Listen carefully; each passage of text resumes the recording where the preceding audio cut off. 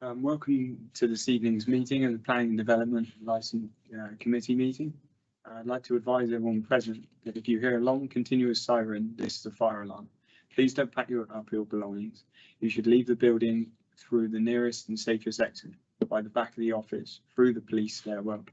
If this route is blocked, you should exit the building through the main marble staircase. When exiting the building, proceed up the ramp and turn right. All attendees should congregate at the rear of the top car park where a register will be taken. Wait until you are told it is safe to re-enter the building. If you're a councillor, we have added you to the register. If you're a visitor and have not signed the register, please do so now. Additionally, whilst the fire alarm is sounding, do not use a lift to exit the building. Can I please remind everyone to please put your mobile phones on silent mode and put the phone away for the duration of the meeting, thereby avoiding interference with my iPad or with the microphones. The meeting will be recorded and live streamed on YouTube, and therefore, when speaking, please remember to speak clearly. As the chair of the meeting, I have the discretion to terminate or suspend recording and live streaming if, in my opinion, continue to do so would be prejudice to the proceeding of the meeting. Recording and live streaming of confidential items will also not take place. To alert me, as the chair of the meeting, that would like to speak, please raise your hand and wait for me to call upon you before speaking. Please remember, if you leave for the meeting for any reason, you will not be able to take part on the vote on that item that is being discussed at that time. Remember, members of the public will be able to view the live stream of the meeting via YouTube. Please can I remember that when speaking, you make your points as succinct as possible to allow for the smooth running of the meeting. Can I also take this opportunity to remind you to be polite and treat each other with respect at all times. Thank you. So, what is public speaking? Is that correct? Oh yeah, yeah. So there's no public speakers here. So. So first thing is to receive apologies for absence and approvals with the reason given. We got any apologies for this evening? Got Rob Isaacs. Perfect. Okey-dokey. The next thing will be declaration of interest. Has anybody got any interest to declare? Councillor Toos. Yeah, Chair, on item 10, which is the submissions that we discussed at the end, I've been in touch with one of the applicants on the Crescent and visited the site. This was after it came to the Town Council the first time, where we've made comments on that. So the visit came subsequently, but I'll probably just stay out of any discussions on that if we get to that. Right. Thank you very much. Thank you. Councillor Firm.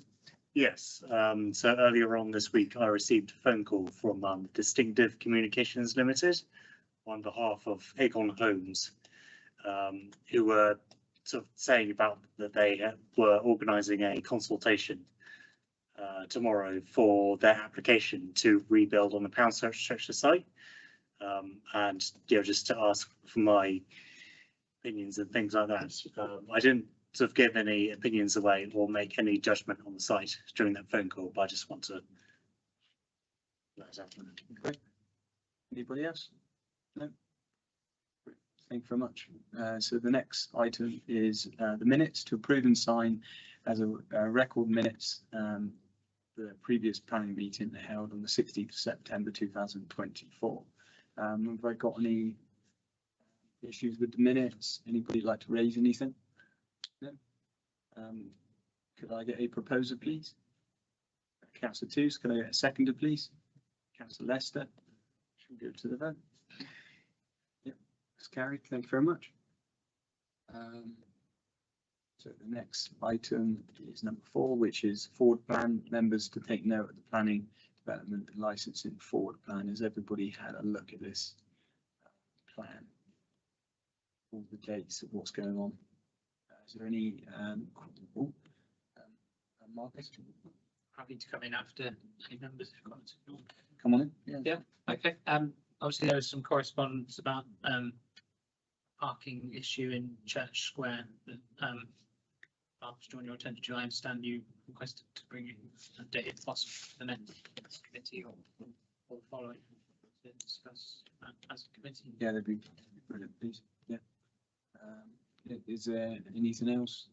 Oh, Councillor Toots? It doesn't matter if it's not possible, but because it's in my ward, I wondered if at some point we could get an update from the fire pool site about how things are progressing there. It's just a thought if someone probably not got time, but I often walk past it in my ward and things are happening, but as a town council, I don't see any comms about it, etc., very often. So it's just a thought, Marcus, if that's possible. A future for the forward plan, I mean. Yeah. Thank you. Anything else? No. Okey-dokey. Do we have to propose a second on this? Could I get a proposal on this forward plan then, please? Councillor Toots, could I get a seconder? Councillor Stainford, could we go to the vote? Yeah, that's carried. Thank you very much. Now it's the next item is the draft Taunton Waterway strategy. Jenny Clifford is here this evening. So would you like to carry away? Yeah. Thank you, Chair. Yes, Jenny Clifford. So I'm with Somerset Council as the Taunton Garden Town Implementation Manager. Thank you very much, first of all, for the opportunity to come and speak to you tonight about this particular piece of work. It's been very much a collaborative effort. We're involving a whole series of stakeholders, and I'm pleased to say that the Town Council has been involved through the range of workshop sessions that were run. The Town Council was represented through your Deputy Clerk attending those. So in terms of where we're at with the proposals now, we are out at public consultation at the moment until the 28th of November. But if I may, I'll just run through very briefly a bit of a summarised version of what you will see on the screen, and then I'll talk about the consultation again towards the end. So in terms of what is this project all about, this is very much about looking to try and put the waterways back more towards the heart of the town. And we're talking about the River Tone and obviously the canal. And it's developing very much a strategic plan for the waterways. The intention is that the guidance will be adopted to inform planning decision making. So it will be a material consideration for planning purposes.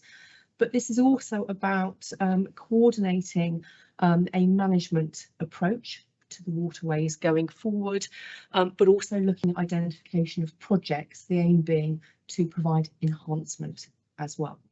Next slide, please. This very much links back to the Garden Town of Taunton, the vision for the Garden Town, which identifies the waterways as being a particular asset and one that is probably underutilised at the moment. Historically, the activity along the waterways has been of real significance to Taunton, but more recently, a lot of new developments, for example, have turned their backs on the water and the waterways. So the vision very much talks about new connections with the waterways, but it being very much more of a central feature of Taunton's cultural identity going forward. Next slide, please. So in terms of the study area, we've got a map there showing the overall catchment of the River Tone. We're talking about a very small part of that. And in terms of the next slide, thank you, the study area is actually between the Silk Mills Park and Ride on the western extent, and the M5 to the east. And as I've mentioned, the Bridgewater and Taunton Canal, the River Tone, but also the tributaries that come into the River Tone within the boundaries of the Garden Town as well. Next slide, please. So in terms of outputs, so I'm going to very much just talk about the main outputs on the right-hand side of the slide. There's a strategy itself. There are also the identification of a series of projects with a draft prioritisation of those, And the idea is that this will also lever in future funding and investment, design principles and guidance. The strategy document also looks to identify a range of potential funding sources, because we know that we're going to need to rely on partnership working and also funding bids to lever in funding to actually deliver of what is identified within this particular strategy. And then finally, I've mentioned the management and maintenance plan as well. Next slide, please. So you'll be pleased to know I'm not going to talk through in detail this particular slide because it's a very, very busy one, but I'm hoping that the slides can be shared with you afterwards. You can look through, should you wish, in a bit more detail. But in terms, first of all, of outcomes from investment, what the document looks to do is to ensure that any financial investments, any partnership working resource type investment in the waterways achieves a multitude, so more than one positive outcome. And the impact of those projects, of that work, in terms of those outcomes, will be used to help prioritise potential investments. So this really just shows the 4 main categories of those types of potential positive outcomes for placemaking, for the environment, for the community, but also operationally in terms of the management and maintenance of our waterways as well. So there's more detail obviously within the slide. Next one, please. The document also looks at identifying a series of character areas along that waterway corridor. As I'm sure you know from your local knowledge, the waterways around, for example, French Weir, have a very different look and feel to them than the one, the River Tone, as it has gone through Taunton further to the east as it heads off towards the motorway area. So there's very much an identification of those different character areas, the identifying characteristics of each of them, and also trying to, through this document, identify some overarching guidance around that to try and reinforce positive character, particularly when we're dealing with development proposals through the planning system. Next slide, please. Another area of the work is looking at a range of opportunities.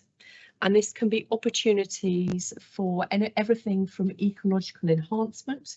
It could be opportunities to improve the access to the water for water sports and recreation, but also connections adjacent and alongside the waterways. So things like, foot and cycle connections. A range of opportunities are identified through a series of maps taking each section of the waterways corridor in turn, but also looking at things like constraints, more negative factors that perhaps need to be addressed through management and maintenance. So there's a comprehensive look at those factors within the work. And the map that I've just put up on the slide there, that's an example of just one of the areas that is being looked at through the work. Next slide, please. So I've talked about outcomes from investment, but it's fair to say that this strategy and guidance is very much about trying to deliver a more positive future approach through the waterways work to, as you can see on the slide there, placemaking, environmental issues, community outcomes through every investment in the water, be it waterside development, water management. This is very much about working together by establishing a common purpose, enhancing the sense of place, putting the waterways at the heart of Taunton, but also setting a series of sort of high-level actions and targets to frame investment, funding and further work, and looking to very much set a vision and to move towards that vision in future projects. Next slide, please. The work identifies a series of strategic goals again, I'm just going to take you through really the headlines of these. So it's everything from recognising that the waterways have an essential function, clearly the conveyance of water, but mitigating flood risk, recognising the sensitivity, the vulnerability that clearly we all know in terms of Taunton and flood risk. So that cannot be compromised. But at the same time, there are opportunities to enhance the community involvement, to think more creatively, and this is around what can be achieved, but also things like potential art, cultural projects. So the cultural enhancement side of things comes in. I've mentioned connectivity around sort of travel corridors through and past the waterways corridor, working collaboratively, coordinating delivery. Next slide, please. This is a piece of work that really picked up on a prior area of work from several years ago now, and that prior area of work at that point had identified no less than about 300 potential projects and investments. So this more recent piece of work has looked afresh at those potential projects, has undertaken a series of shortlisting exercises involving statutory and technical consultees, including the Town Council in the workshop sessions, and has shortlisted to 28 potential prioritised investments. So next slide, please. So the first set of those are a series of potential frameworks and high-level projects. So in those strategic frameworks, I'll just go through those individually, but not in significant detail. Combined projects, which very much look at partnership working and working collectively to ensure that potential is realised, delivering long-lasting outcomes, but also a series of standalone projects which are more location specific or could be delivered in a shorter timescale as long as there's funding. So they could be quick wins. So next slide, please. So under each of those, one of the first potential strategic aspects is the development of a concept of the waterways corridor being very much a linear water park. We've already got considerable green space, parks, recreation areas along that waterways corridor. But the work suggests that through the creation of a linear water park concept, it could really start to pull together a compelling proposal, vision and direction that aligns with the garden town, and very much pulling it together as a single asset for the town. So that, as I said, substantial open green spaces. You'll know those well. Some of those are within the management of the Town Council. So this could provide, through the development of a water park concept, a key document, a compelling vision for future funding bids for investment discussions. Next slide, please. The work talks about governance to make sure that there is a governance arrangement in place in terms of to steer the work, but also to implement the strategy. It looks at options around that, whether there is a specific steering group, but also recognising we've already got for the Garden Town in Taunton an advisory board, again upon which the Town Council is represented, and that could fulfil a steering function to deliver the strategy, guidance and projects. Next slide, please. There's identification of a potential framework around the town tributaries, so it could provide a coordinated approach to those tributaries, looking at opportunities around opening up culverts to perhaps enhance biodiversity, managing the water flows through those tributaries, many of which obviously within residentially sort of populated areas. There is some flood risk at the moment associated with those.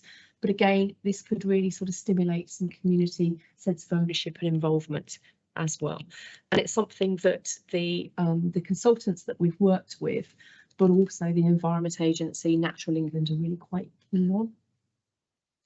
Next slide, please.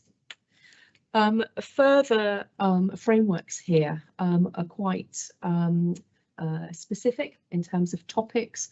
So everything from a community framework, so how local people can best be involved, a connectivity framework, looking again at things like footpaths, cycle connections, etc. So focusing very much on active travel, but also a biodiversity framework in the event that that's not already fully covered by the local nature recovery strategy that covers this area as well. Next slide, please. And then there's a final set of potential frameworks here around looking to understand the condition in terms of an audit of features within public spaces, the public realm. So street furniture, plants, materials, surfacing, etc. And so to try and give an idea of the amount of investment that might be needed. It might be that yourselves as a town council, you might already be doing aspects of that. So I think that's an area that we would be very keen to hear back from you upon.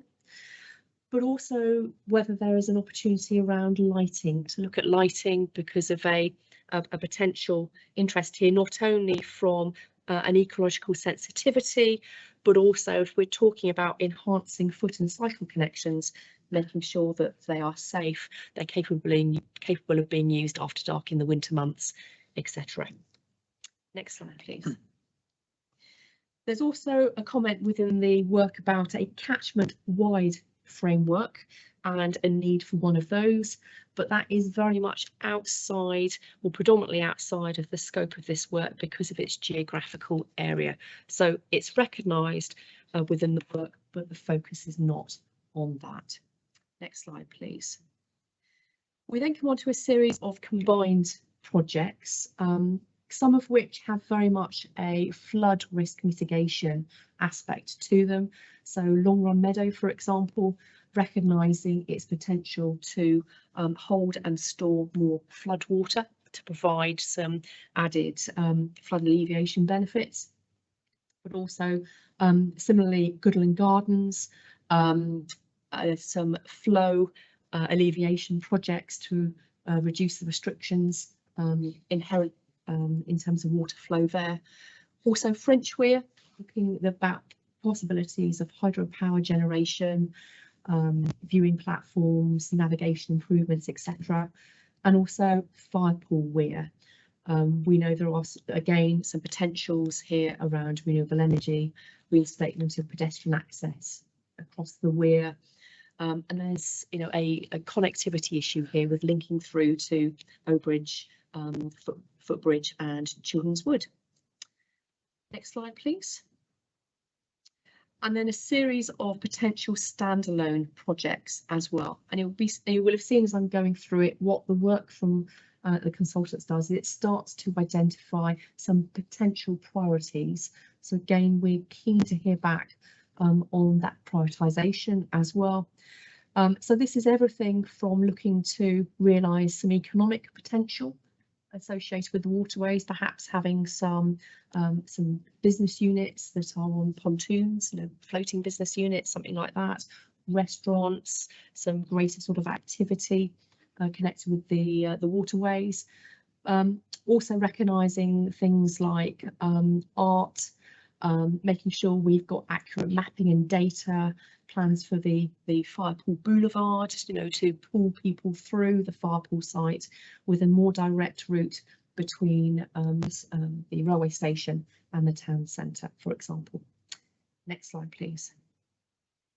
And then lower, medium and lower priority projects as well, very much focused around, I think, things that perhaps might take longer to realise, looking at, again, opportunities around renewable energy, of any opportunities in connection with any works or development that the cricket club may wish to do around recognising the water frontage, making that a bit more interactive, but also route improvements as well.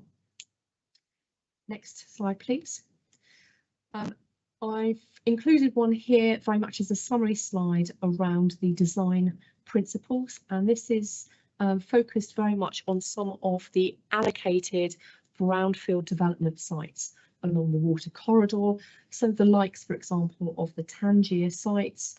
There's an allocation at Wood Street. As we know, we've got vacancy at Debenhams. Morrison's car park, part of that is a potential allocation, but less of a focus upon Firepool because we've already got an adopted master plan for Firepool. But the intention behind this is that it provides guidance for applicants, developers, but also through yourselves when applications for development of those sites are being considered. And again, to be adopted as a material planning consideration. I've mentioned an approach to maintenance and management. There is a plan for that has been put together with technical stakeholders, looking at everything from control of invasive species, looking at sustainable urban drainage, potential roles for different organisations and bodies as well. Next slide, please. So to very much conclude, the public consultation is running for 6 weeks. It's live at the moment until the 28th of November. We've got a questionnaire set up on our website, and I've included both a QR code and a link to that. And we've also got some exhibition boards for that 6-week period within not only the library, but also downstairs here in the foyer of Dean House. So we're very keen to hear back from not only the public, other stakeholders, and of course yourselves as the Town Council on these emerging proposals. We think that there's some real opportunities here. I'm just going to finally, if I may, just mention funding. This work has been funded through a government grant in connection with the Garden Town. We do realise that to implement and deliver many of the projects that are suggested here will need further funding to be found from a range of different sources. We envisage partnership working and funding bids being put forward. But of course, if we're making funding bids or we're looking to lever in investment from other bodies or from the private sector, we need a compelling vision. We need a series of objectives and projects to work to. And this is very much a starting point, and very keen to understand views and comments. Thank you very much. Thanks so much for your presentation. Literally was so in depth and really opened your eyes to the actual, the issues that are around in our local area, but also putting it into priorities, and it's really, really helpful actually. Has anybody got any questions you'd like to raise? Councillor Stainford? Yeah, Jenny, I think it's great. I mean, looking at development of the river is so important. It's a fantastic resource. I personally use it. I paddleboard in the river. It does need a lot of work doing to it. It's not in good condition. But something that concerns me slightly from seeing the slides, there's no mention of water quality. And water quality is a huge problem, not just for Taunton, for the whole country, but Taunton is badly affected. The Tone is badly affected. The tributaries are badly affected. You have CSOs in Taunton. We have one not far from where I live, which goes into the Galmington stream, which goes into the River Tone. Is there anything here that addresses these problems? Because if you want to encourage people to do sports on the river, I know a lot of people that won't swim in it, they're terrified.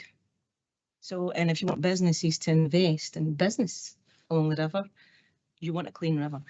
Just now, the river, it doesn't get any attention. So yes, I like the plans to develop the area, but what's actually happening with the river itself? because that's the backbone of it.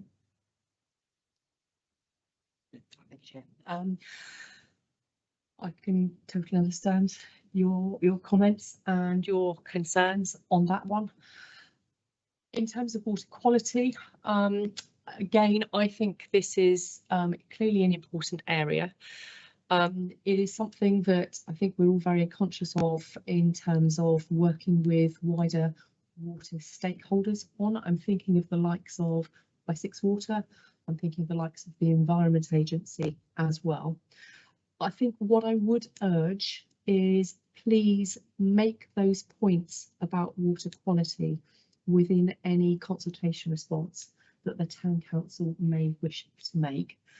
I think that would give us then a more of a platform to raise that with the bodies that have a direct ability to influence water quality, to invest in water quality. There will be capital programmes that some of these wider stakeholders have and can plan for. I think let's keep raising it. Just give one more point on it. I think that, I mean, you have mentioned here that Wessex Water are involved in terms of the SUDs, which is interesting. So you've got a connection with Wessex Water on the SUDs, but there's no mention of the quality, which I have my concerns is because it's the cost.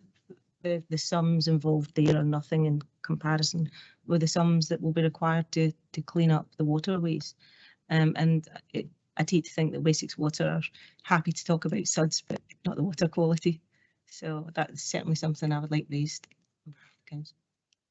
Councillor Toots. Kind of similar vein. I'm not quite sure how to frame the question, but obviously you mentioned partnerships there and importance, so it's probably covered off. But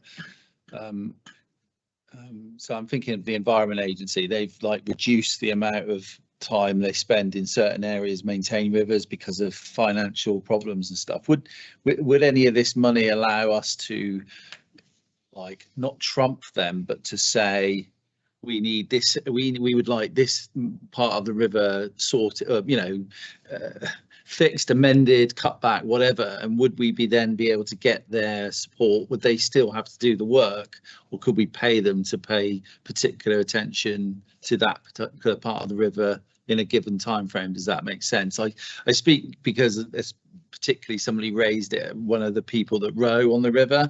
So what we're finding between French Weir and the Town Bridge is that it was slowly it's coming in. So while this is great, we need other agencies to make sure they're on board as well, if that makes sense. Sorry, that was very long-winded. No. Thank you for your presentation.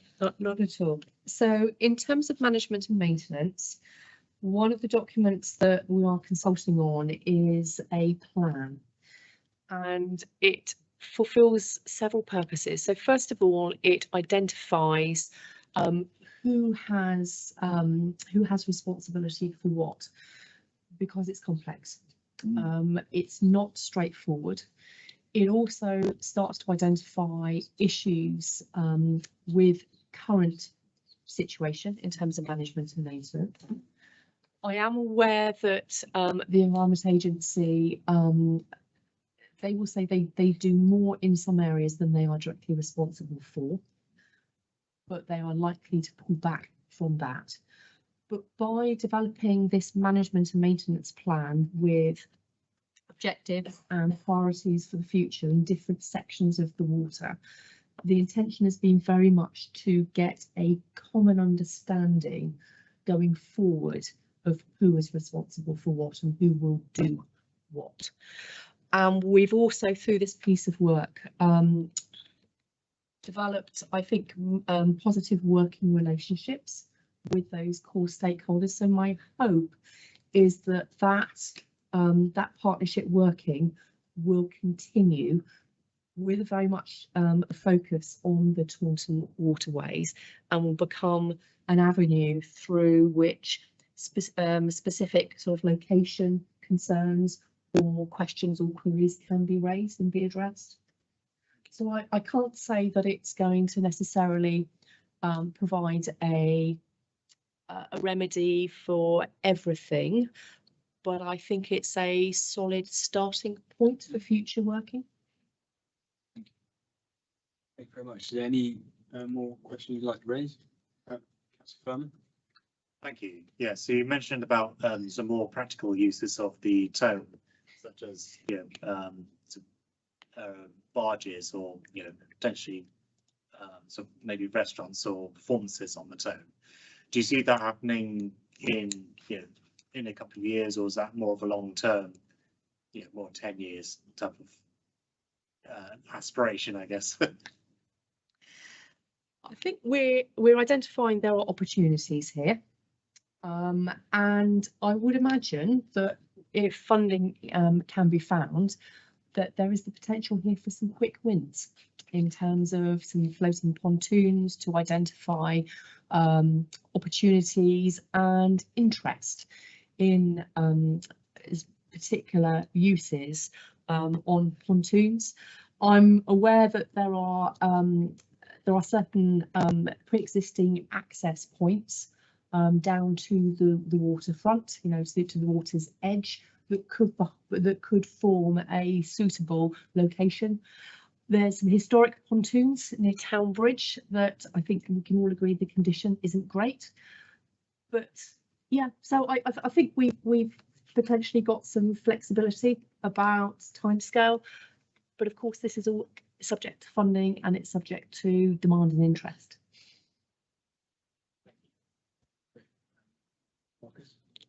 Thank you, Chair. Yeah, it was just a quick. I'm sure you're aware our council's looking at the potential replacement of the Goodland Gardens footbridge that runs over Goodland Gardens footbridge, and obviously that comes, the feasibility study that was conducted, I think, suggested costs of anywhere from £300,000 to £500,000.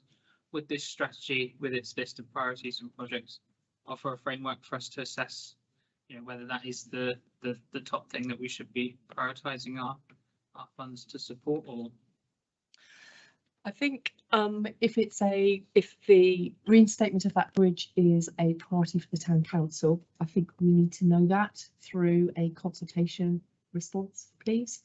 At the moment, the recovery of that bridge, putting that bridge back, Weybridge back in that location, isn't captured within this document. But I am aware of that feasibility study, so please, if it's a priority for you, put it within a response, and then we can obviously take it into account. Sorry, Joe. Is it possible to have a copy of the slides if they're not on the agenda or if they're not on with us already? Are they with us? Or? Post the meeting. Okay. One other thing, it's great having a beer next to the river as well. Let alone Yes, swimming in it. yes. I'd rather just sit next to the drink. That can be fixed. That's right. Marcus? Here afterwards. Just on the lighting point, we have had customer comments, especially about, I think, the point where you get to the Overbridge link and connecting that communities at Bathpool, because the lights suddenly switch off at that point. It does get very dark along on there. Definitely had the customer comments around that. In terms of the water quality, there is a French weir, because of the bathing status that was awarded. There has been a steering group set up that involves Wessex Water and the Environment Agency. So they've been very open with us about their sort of proposed investment programme over the next few years. So I can certainly circulate the slides to you, Judy. Yeah, that would be really useful. Councillor Lester. Yeah, I was just going to talking about the different the way that you cut the river into these different sections. Where there are the pockets of land like a Tangier, which opposite the left, from when I'm walking here, the left-hand side of the new bridge. Are there any existing plans for those? Because I remember I used to live on Greenbrook Terrace 20 years ago, and that they were planning to build houses there then, and it's still a patch of land. Who owns it? What is going on there? Okay, so the actual former gasworks site itself at Tangier is owned by the development company Vistry. There was a previous planning permission granted for residential redevelopment there, but it has lapsed as of about 3 months ago. Something like that. My understanding is issues with viability. It's still contaminated, and I believe there's also flood mitigation that is required as well. It's complex, that particular site. Okay. A lot of the other Tangier sites are surface car parks owned and operated by Somerset Council, but all allocated for residential redevelopment within the development plan. Sorry, Mayor, just a Yeah. follow-up. If it's complex from a residential point of view because of the contamination, because of these various issues, is there an opportunity to identify things that are less complicated that land could be used for, other than being a boarded off section of the river?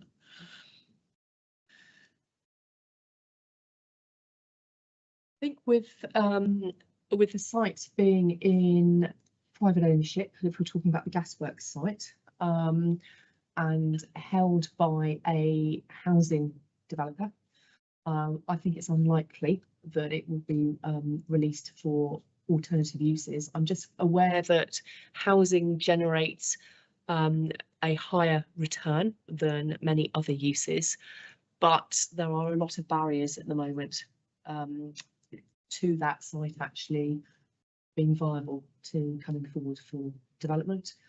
Whether there could be a meanwhile use until the a viability position improves, something like that, that might be something that could be looked at.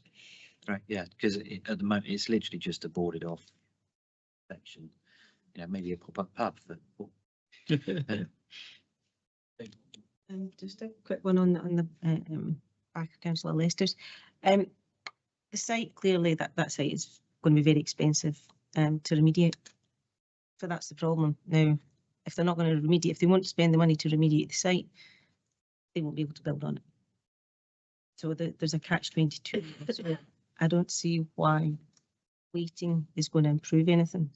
Sites don't remediate themselves, and if the developers are refusing to pay the money to correct the site, then it's not viable, and it could literally sit there for the next 50 Well, years. it has. It's been 20 years. And it is an eyesore, and it is frustrating that we have no way of changing that situation, and it gets a lot of complaints because of the eyesore that it is, and you know that there are currently people sort of residing in the site in tents. So it's a concern because it's not good for the town. Thank you. Again, I can totally understand why you're raising it with me. Given that it's an allocated site for housing, there is a government priority at the moment to try and achieve more housing at a greater pace. There is certainly a government interest at the moment in unlocking the delivery of housing sites. So one opportunity I think that there will be is to have some conversations with government through the likes of perhaps Homes England in terms of stalled sites and what might be needed to unlock them, to make developments more viable upon them. So I think there are some future conversations that we might have, and I'm particularly conscious that because these sites are allocated within the local plan, you know, there's a clear understanding of what is intended. It's just a question of tackling the issues that are stopping them coming forward for redevelopment. Just a little quick question on the back of that. I thought we had more than enough housing allocations currently for Taunton, or is that not correct? So the current local plan identifies a series of housing allocations, including these town centre sites. Yeah. So they are already counted, if you like, in terms of the total number of housing that is intended to come forward within the existing local plan period. But one thing with local plans is there's always another one that's needed and come along and plan for further into the future. So Somerset Council is at the beginning of starting to look at the next local plan, and that next local plan will forecast forward and will inevitably need to identify further sites, further need for housing going forward. Okay, thanks so much. I think with all of the things we've listed, I think it'd be a really good thing. I don't know if what you guys would say, to consider a response to the consultation as part of Taunton Town Council. I think we've got a lot of things that we'd like to add to the consultation as it's still open, till the 28th of November. It would be really good if all of us and could put things together to have proposed to you guys by that deadline. Could I get all Councillor Furman? Yes, I was going to suggest if all the ideas that we can put it into the Teams chat we have for the planning, and then I think Marcus will might be able to compile them, do a bit of a list about what our response would be to that consultation. Is that?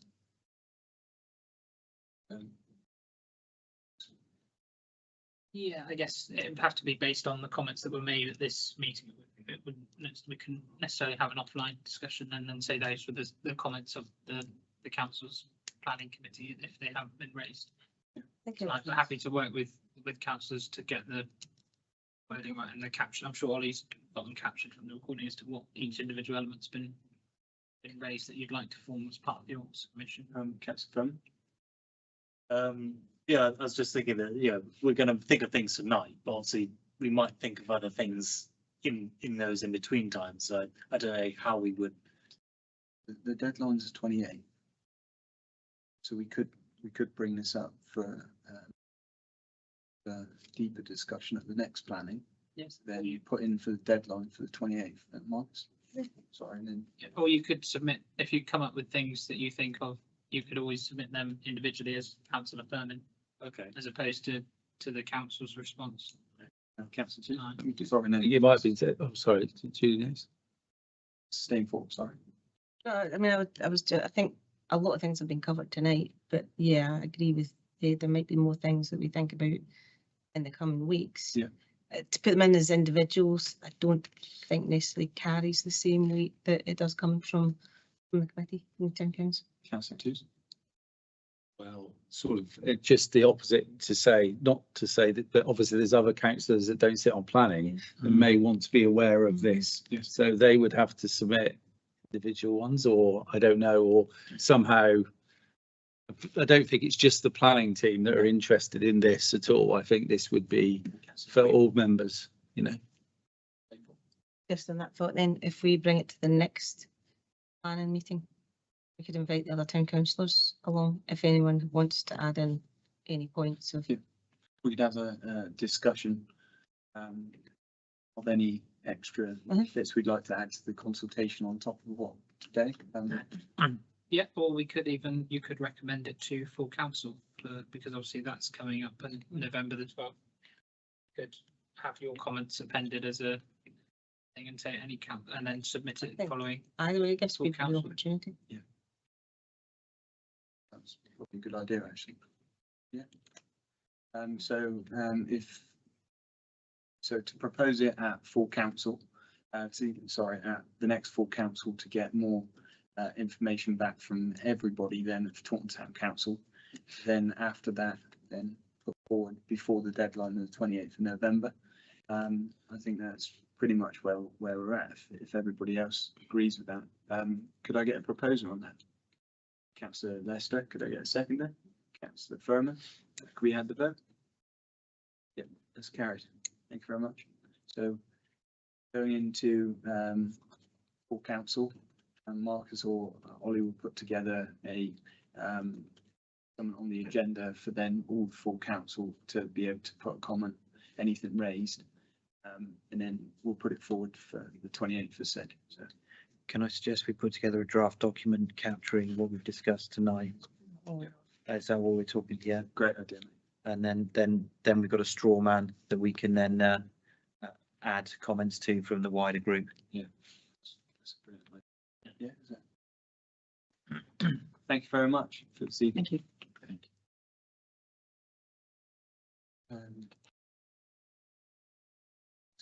Okay, so the next thing is Taunton Town Council update on rights of convey application. So the two. Thank you, Chair. I'm presenting this on behalf of our projects officer, Megan, who couldn't be here tonight, sadly. did say that this is the one committee she hasn't yet presented. I think that's it. But I'm sure we'll get to a future planning committee. Due course.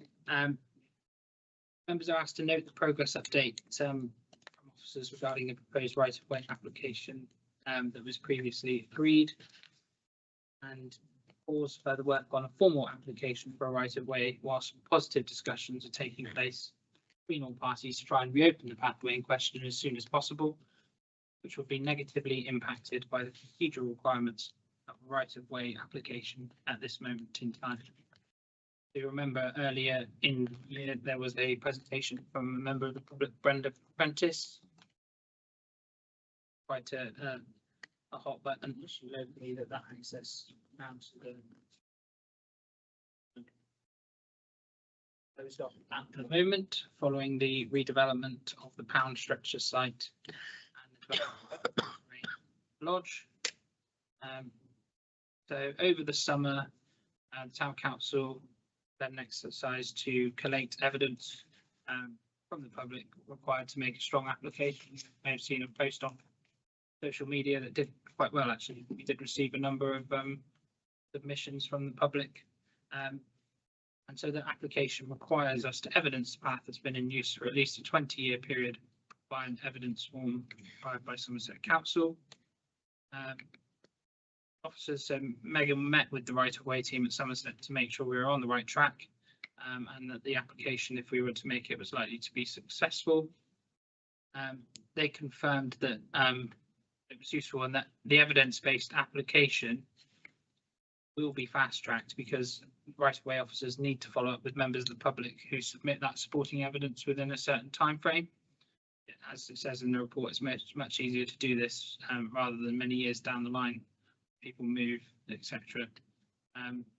There is no priority for local authorities making an application, so I think previously there's been an understanding that if Taunton Town Council made that application, it would, jump to the straight to the queue because we're a parish council. There is no priority for parish councils in making a right-of-way application. It's only those that require evidence-based applications. So just to be clear, that. So also Megan has met with Somerset Council colleagues who are working on the flood defence scheme, with work due to start where the path runs later this year. So we want to understand any implications to us or Somerset Council if we put in that right of way. This meeting helped officers to understand that if the path was designated a right of way before the flood defence work takes place, this would impact on their work, and it would also incur additional fees in right-of-way closure requests as well as potential planning applications.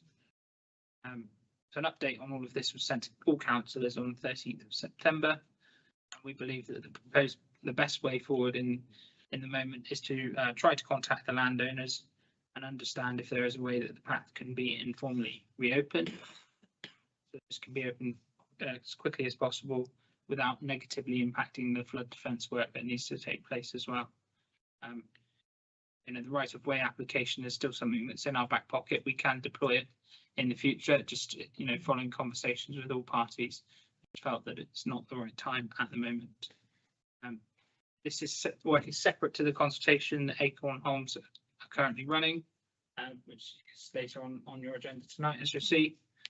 Their proposals very much include the pathway. However, that's only at consultation stage at the moment. Aligns with our corporate plan, and happy to take any further questions. Is there any questions in the room? Councillor Furman? Do you know when these flood defence works will be taking place? So we can get an idea of how long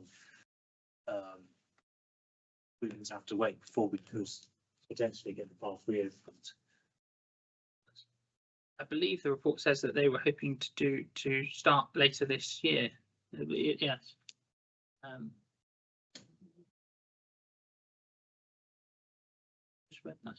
Yeah, later this year. Well, Councillor Furman? yes, I was going to say we're in October. Is that calendar year or 12 month from now year? Don't know. Yeah, I'd have to take that away to get specific. Okay, in that case, I'm a little sceptical towards taking this route. I suppose, you know, as I said, we're pausing it, so we could restart the, you know, the process. I'm guessing that if we're pausing it and we restart it, would we, you know, be restarting it at the stage we were at, and just carry on like it was normal, or would we have to restart from the beginning of rights of way? I believe we could still use all of the existing evidence forms that we've been given. So yeah, we wouldn't lose anything. We could we've still got them saved on our files, and we can reuse them. I don't think there would be an issue in terms of doing that. So would we be able to tell Somerset Council just literally hold on to the application until we say carry on, or is it the case that we're going to have to resubmit all this evidence again? No, I don't think we've submitted an application yet. So Okay. there's nothing Right. there holding on to. We're just in the evidence bit, and yeah, okay. Councillor Toos? Marcus, we're confident that this flood defence work isn't going to affect our ability to reopen the path afterwards, is it? Like, so I understand it's great that we're pausing to allow them to do that for the nature if we designate it the right way, but I worry that I don't know. Does it? I don't know if you have that information to hand, but what I've seen of the initial designs, it's not designed to try and block off the pathway in the future. It's the under bit right. between the water line and the path itself. and the path itself. So it's about structurally improving Okay. that aspect rather than blocking. Councillor Stapleton? Yeah, I think I'm with Councillor Furman here in that if it's something that if the timescale is quite long and it then just keeps getting sort of pushed down the road, eventually the path just doesn't get reopened because it gets conveniently forgotten about. But I do also understand the point that if you put it as a public right of way now, then there is a problem of closures, and it wouldn't make it easy. If there's a level of commitment in terms of timelines with the flood works being done, then that would give us more confidence. Yeah. Marcus? Yeah, thank you for that. I don't think it's the flood works that are causing the current issue with it being closed. I think that's what's been used as a compound, hasn't it, for the bridge work refurbishment works currently, and the developers previously submitted applications for car park on that site. As far as I'm aware, it's not the flood works that would cause an issue with it being reopened. And obviously, I think if on the next item coming along, if that was to happen in place of any proposed car park, there would be hopefully a solution that would include an active river frontage. I think if you get a timeline for the flood works, then that at least lets us know when you could apply for a right of way at that point if you have to. That's what I'm just thinking. It's not forgetting that we do have the ability to apply for a right of way, understand the issue with potentially wanting to do flood works. I know that's not what's holding up the path, but it's what could delay us in a right of way if it goes on too long, if that makes sense. Yes. So generates a trigger, a decision. I'm thinking, yeah, basically a trigger. It sets a line in the sand as saying that's when we expect to be able to either discuss it with developers or go for a right of way.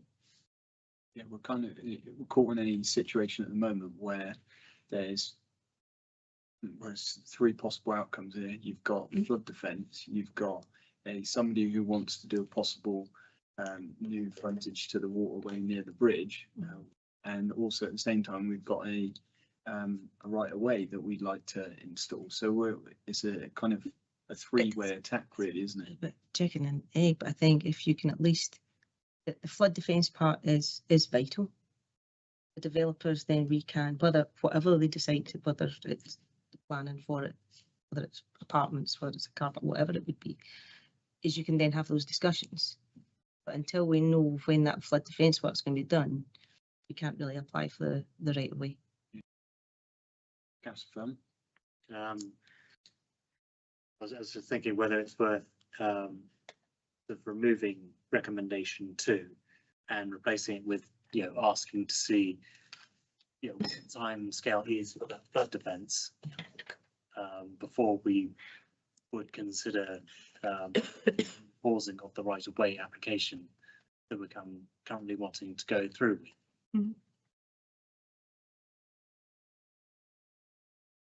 Yeah, thank you. I mean, we have written to the developer this week as it sets out in the report. So a letter has gone to them asking them to reopen the path. See, hopefully that's positively received. But I think whether that's, you know, coming from the town council as opposed to members of the public, it might carry more of an impact, hopefully. In terms of the flood defence work, I have messaged a colleague to see if we have a specific start date for it. Apparently it's due to start next year, but it's in phases spread out. So I think there was some information boards down in reception about the. There's also upgrades work being done by French Weir, isn't it, in terms of the Cleveland Street flood defence wall there. So it's all, you know, I believe they are due to start imminently, but yeah. I don't have a specific date to be able to give on it. I just know that the meeting that was had with Somerset Council's officers that were working on the scheme did suggest that it would add more complications to by submitting this right of way application now. Okay, in that case, I'd like to, you know, formally make the proposal to change recommendation to be that this committee would like to know the date, the timescale of the flood defence work that Somerset Council is due to make, and if it is longer than say 6 months, we would not pause our right of way application work that we're doing. Any comments in the room? Councillor Toos? Well, I tend to agree with Councillor Furman, but I'm not sure if we need to. I don't know if that needs to be a recommendation or whether it needs to be. I think what we're saying here is there's a town council, we want to get that path open again. And we don't want this to become another thing that just the flood defences aren't going to be sorted until 2028. Yeah. And I think again, if I may, the other council, if I may call them that, have told us to stop and you know, and wait. And it's right in the centre of it's right in the centre of the town council. I don't mind pausing the work. I don't mind that, but I agree we must absolutely understand when this flood work protection is going to be finished and when things, you know, does that fit in with Acorns? Is that going to prevent that going ahead because it's going to take so long? It's just, you know, like I say, I'm happy I'm happy to pause the work because that seems like the right way at the moment, but not that we're not going to forget about this in a way, which I think is the point you're making. Isn't it? Yeah. Awesome. So getting a kind of feel on that, yes, the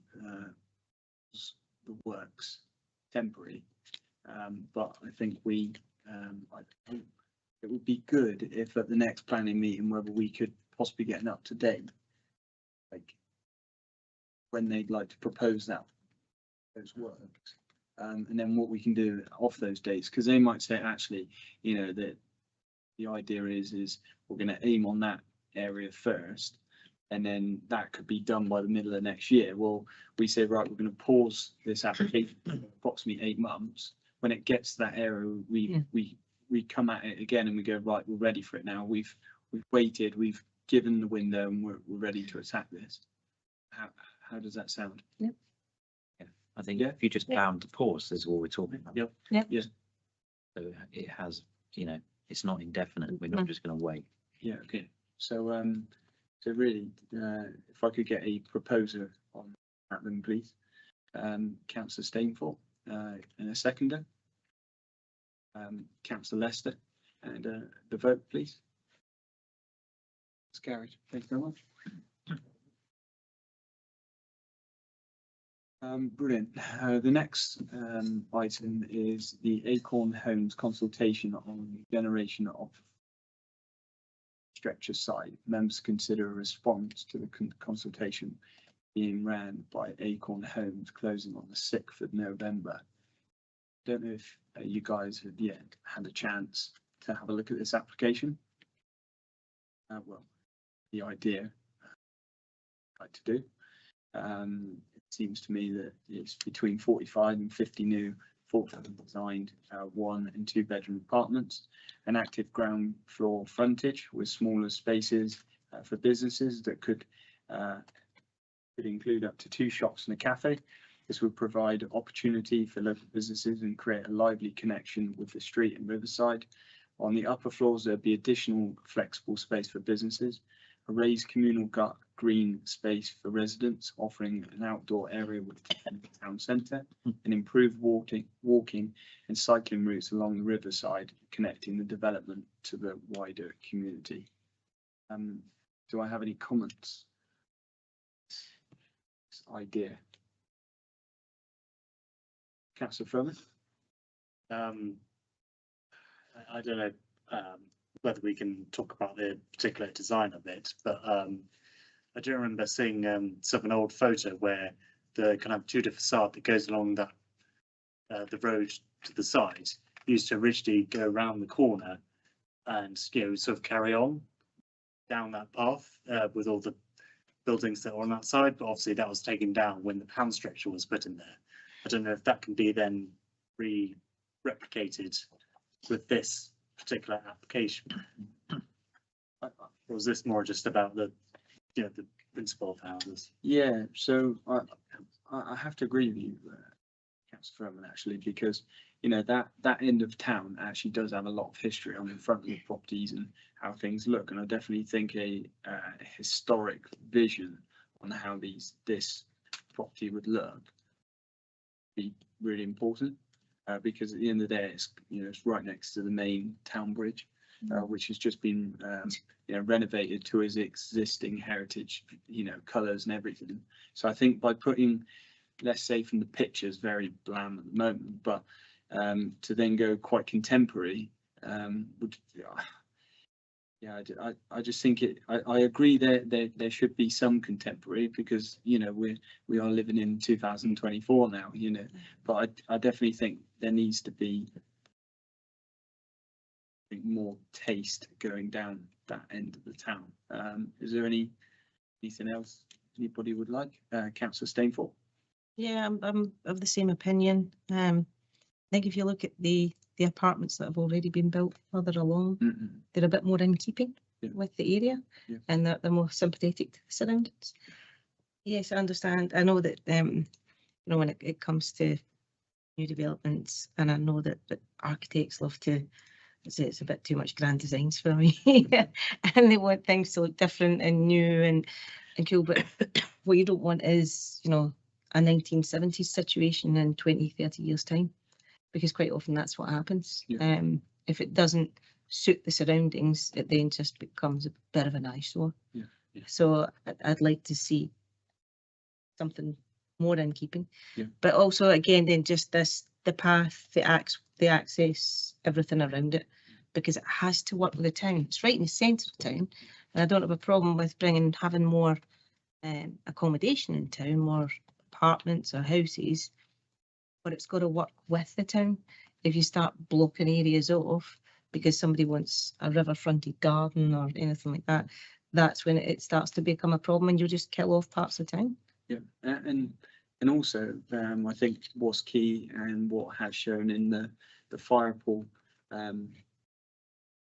development that's near the riverside, where they've got all of the shops. A lot of these shops are empty for various reasons, and I think what would be a really good thing for us to see, consider telling them as well, is obviously to do a speculation on what is the average shop that somebody would like in a place like that, instead of it paying for a shop that's too big. Don't really need a shop that big. You could have lots of small ones. I remember seeing an application for a design on the Debenhams site. Somebody who redesigned it, and he'd done lots of small shops instead of you know, one massive shop, because all it takes is one chain to go under and it's empty then again. Councillor Twos, come back. Yeah, I don't wish to sound overly cynical, but obviously we're just looking at a one pager here, so they can say that their intention is to open up the open up the river pathway. Yeah. But until we've seen proper plans And a commitment. and the frontage of, where we just talked about, Chair, with the pathway, we can't be sure of anything at this stage, but Yeah. looking at it, it looks great to me, so generally positive. It's just, until we've actually seen the plans, then Sustainable. Yeah, no, I think again, it is, until we get full plans and we can actually see what they want to put in there. We know that the number of times when people give us their sort of ambitions and their ideas, the actual plans look very different at the end of the day. And it has to be something that works for the town centre. It's too controversial for it not to be. And I think as far as retail units go, there was a recent study done where town centres now are moving towards people want smaller units because they're looking at more private shops. Bigger chains are struggling. Bigger chains are doing more online. They don't tend to take the big units they used to. And we know the Debenhams is sitting empty, and it has been for a long time. And you go to any other town in the country and it's the same. There's big retail units empty. But we know that we've been trying to get a unit, for example, in Taunton for a pop-up shop. We've not been able to get one for the town council because smaller properties just all get rented out so quickly. And that's where the need is. So don't go and try and create a need for something that, if you've got the need there, go for that market. Yes. Unless I've missed it, it says 40 to 45 apartments. Does it? Have I missed that it says anywhere about parking or anything like that? Because I mean, I know the smaller developments where you can probably say it's maybe 3 or 4 or half dozen apartments. Perhaps you can argue that there are enough people who don't want to park a car, but 50, I'm not convinced. And my other pet hate and peeve, if we can sort of, I don't know, articulate back that we when they say thoughtfully designed, what we don't want is maximizing quantity of units at the expense of actual living standards for the people that reside in them. I know we obviously don't have much sway, but it's like, let's actually start making some nice places to live. So what it says for members to consider a response to the consultation being ran by Acorn Homes closing on the 6th of November. So how would we go about this, Marcus? We did want to come back with a consultation. Would our comments tonight be? Yeah, we could capture them. The comments, yeah. There's an online survey link at the bottom of the page. Okay. That we can submit to. Yeah. Okay. So actual, yes, comments from this evening would be obviously captured as a consultation comment by Taunton Town Council. But if there is anything that pops up after that you think, oh yeah, that would be a great thing to comment, you'd obviously be able to either go to the consultation or submit online, I guess. Is that correct? Yes, they've got a fairly defined. Oh, sorry. Yes. Fairly defined set of questions in the consultation as to they're seeking for. So it's a submit to a planning application, but I think there is boxes for any other comments, so we can obviously capture for the town council response. But yeah, if you wanted to make individual submissions, you can. Yeah, no worries. Yeah. It was just to flag up, it says there's a public exhibition with the plans at St James's Church tomorrow. So just in case that would answer any questions.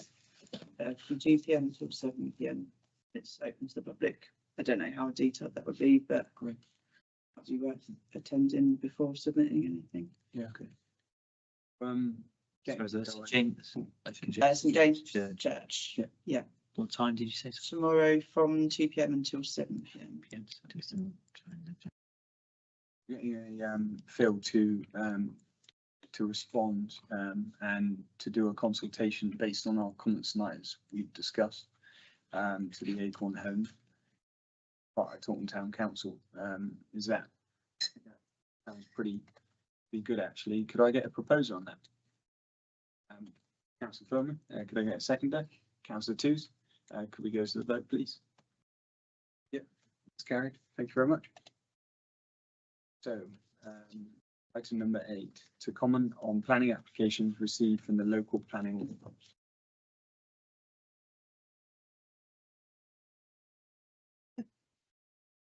So first item is number 38-24-0328-LB, which is list of building consent works, replacement of windows at first floor level at 4 Staple Grove Road.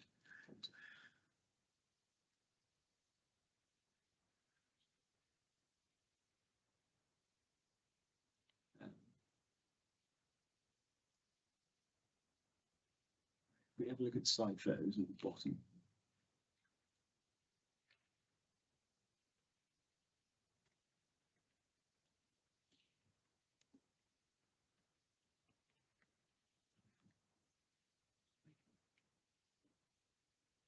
Yeah, so old sash windows. I'd actually say the middle windows were aren't original anyway. They probably used to be sash windows.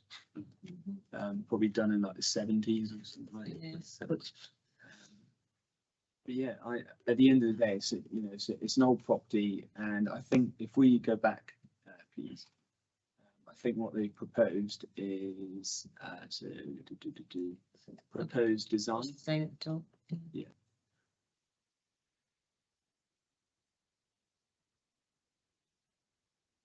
Yeah, so Thank you. yeah, so keeping the framework, of course, but all they're doing is literally just changing the changing it for brand new sash window, really. So yeah, I don't see any issue with this. I think it's a betterment for sure. Being a carpenter myself, one of the main things with sash windows is this is the nature of the beast, and if they're not looked after, this is what happens sadly. So they either get repaired, or if they're beyond, they have to be changed, which is right. I think yeah, I didn't see any issues at all with this. The only thing that I did make sure is that it was painted the same colours as they originally were, but I guess that would probably be in the specification for what they're proposing. Do I have any comments? No. So get Phil to support this application. Could I get a proposal, please? Councillor, could I get a second there? Councillor Twos, could we go to the vote, please? Yeah. It's carried. Thank you very much. The next application is 38-24-0333, which is removal of variation of conditions. Variation of condition, number 2, approved plans. Number 2, landscaping details. Number 8, installation of windows to first floor on the south elevation. Number 9, energy efficient measures. Number 13, allocation certificate application. 38-22-0414 at 39 Mountfield Road, Taunton.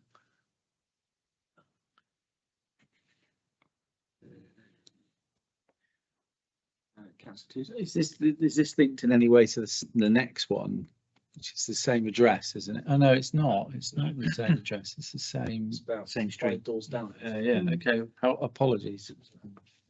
So if we go down.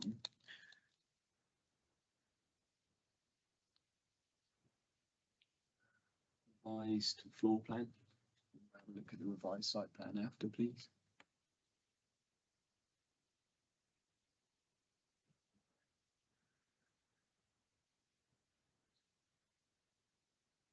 Adding solar panels on, extra windows.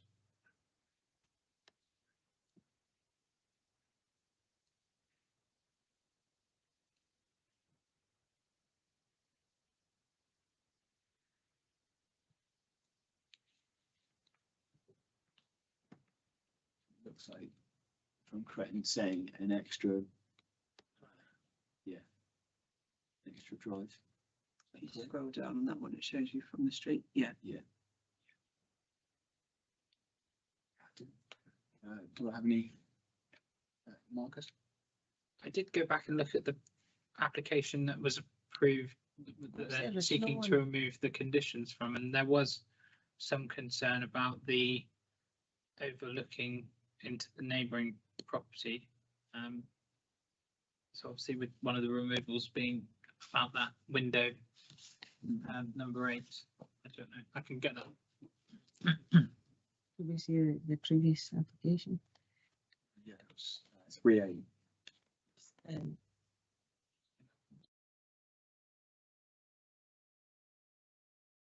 He's having a look at it. Seemed quite cramped. Not a lot of space in terms of the driveway.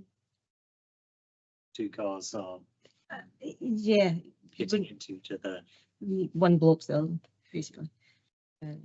It's been squashed into that space.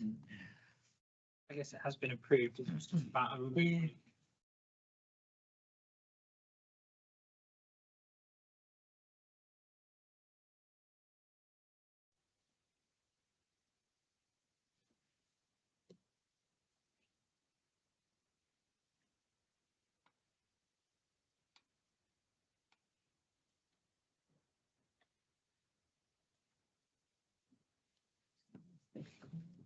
That about.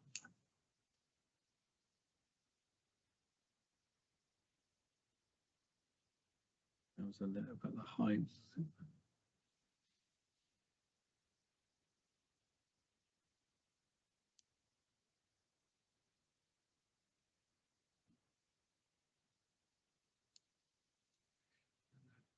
Get the decision. This was list the conditions.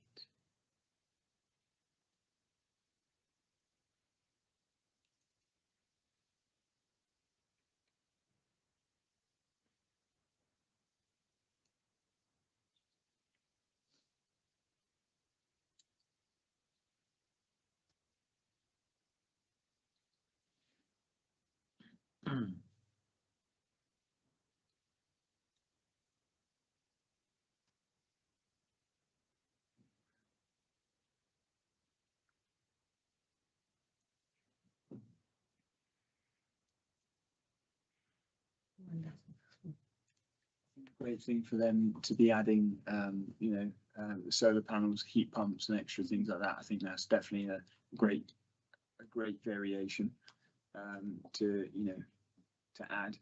I'd also say the landscaping side of things. So am I right in saying it was to include for the drive to come in on the left hand side?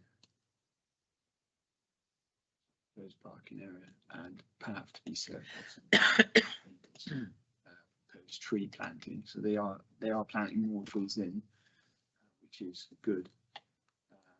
Then at the back, they've obviously got another tree hedging going all the way along. So I guess in time, a 5 metre buffer zone between stream proposed dwelling. Yeah, I'll be honest, I don't see much issues with what they've actually proposed.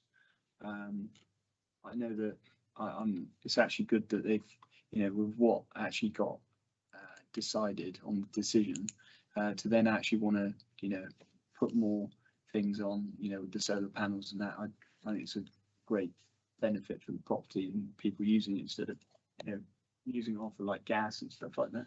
Yeah. Does anybody gas sustainable? The problem I have is the window. You got the window. Yeah. It's very clear in the first application, they were told no window to the first floor, Yeah. and they were trying to get it overturned. Well, you saw the original comments. It'd be very unfair on the neighbours to then have that overturned and have a window looking straight into the property. Solar panels, everything, yeah, it's absolutely fine. Yeah. But not when there's been a clear judgment of do not build put a window there. Yeah. But then, Yeah. That was clear from the offset. Yeah, that's fine. So off of that comment then, should we comment on the application due to the window that they actually want to install on the first floor on the south elevation? Councillor Lester? I was going to say, can we just not respond in the manner that it's been written and say number 4, 9, 13, no worries. But in terms of number 8, no, we don't agree. Just actually respond in the manner that the application has been written. Yeah, I think that would make sense. Okay, that work. Yeah. Good. Okay, so on that, I think that we're, like we said, we're happy with number 2, number 4, number 9, number 13, but we're not happy with number 8 of the installation of a window on the first floor on the south elevation. Is that correct? Yeah, because it goes back to the original the original comment from the neighbour, doesn't it? Yeah. And as Councillor Stainthorpe says, I think it's unfair to suddenly decide that their opinion is no longer valid. Yeah, definitely. All right. Fine. So could I get a proposal on that, please? Councillor Stainthorpe, could I get a seconder? Councillor Lester, could we go to the vote on that, please? Yeah, that's carried. Thank you very much. Okay, the next application is 38-24-0337, which is full planning permission, erection of a single-storey extension to the front of 44 Mountfield Avenue, Taunton.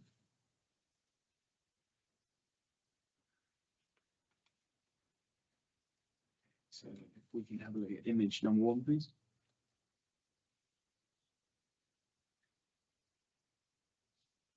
So I think what the plan was to build out on the right-hand side there. So proposed plans. Garages. Yeah, on that side, yeah. Oh, no, oh, it's lovely.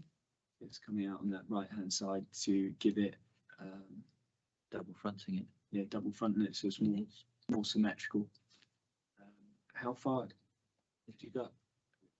It's not very far at all, is it? It's just flushing off the front. It's not all that's going to give them is an extra bathroom, well, a toilet actually. It gives them that ensuite. Yeah, exactly. Basically, what So quite a good benefit actually of kind it's of nice. To actually make the front of the property look better, but also benefit from having an ensuite. It's actually surprised that the building wasn't built like that in the first place. So yeah, I don't have any issues with this application. Until Looks it's good. Yeah. Okay. So get feeling to support this application. Could I get a proposal, please? Councillor Lester, could I get a seconder? Councillor Stainthorpe, could we go to the vote, please? Yeah. It's carried. Thank you. The next application is 38-24-0243, which is retention of building works, etc. Erection of a conservatory to the side of 31 Parkfield Crescent in Taunton. Amended scheme to 38-23-0374. Retention of works already undertaken. We go down this. We look at, let's say, existing elevations would be helpful first. So it looks to me, I think, if I'm right, that they're on about building the conservatory on the right-hand side of the property. Yeah. So if we go back now, and then we go on the plans of the proposed at the top.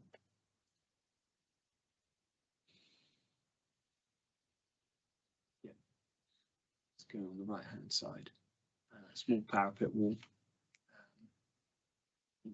insulated to a point, all glass obscured, which is good.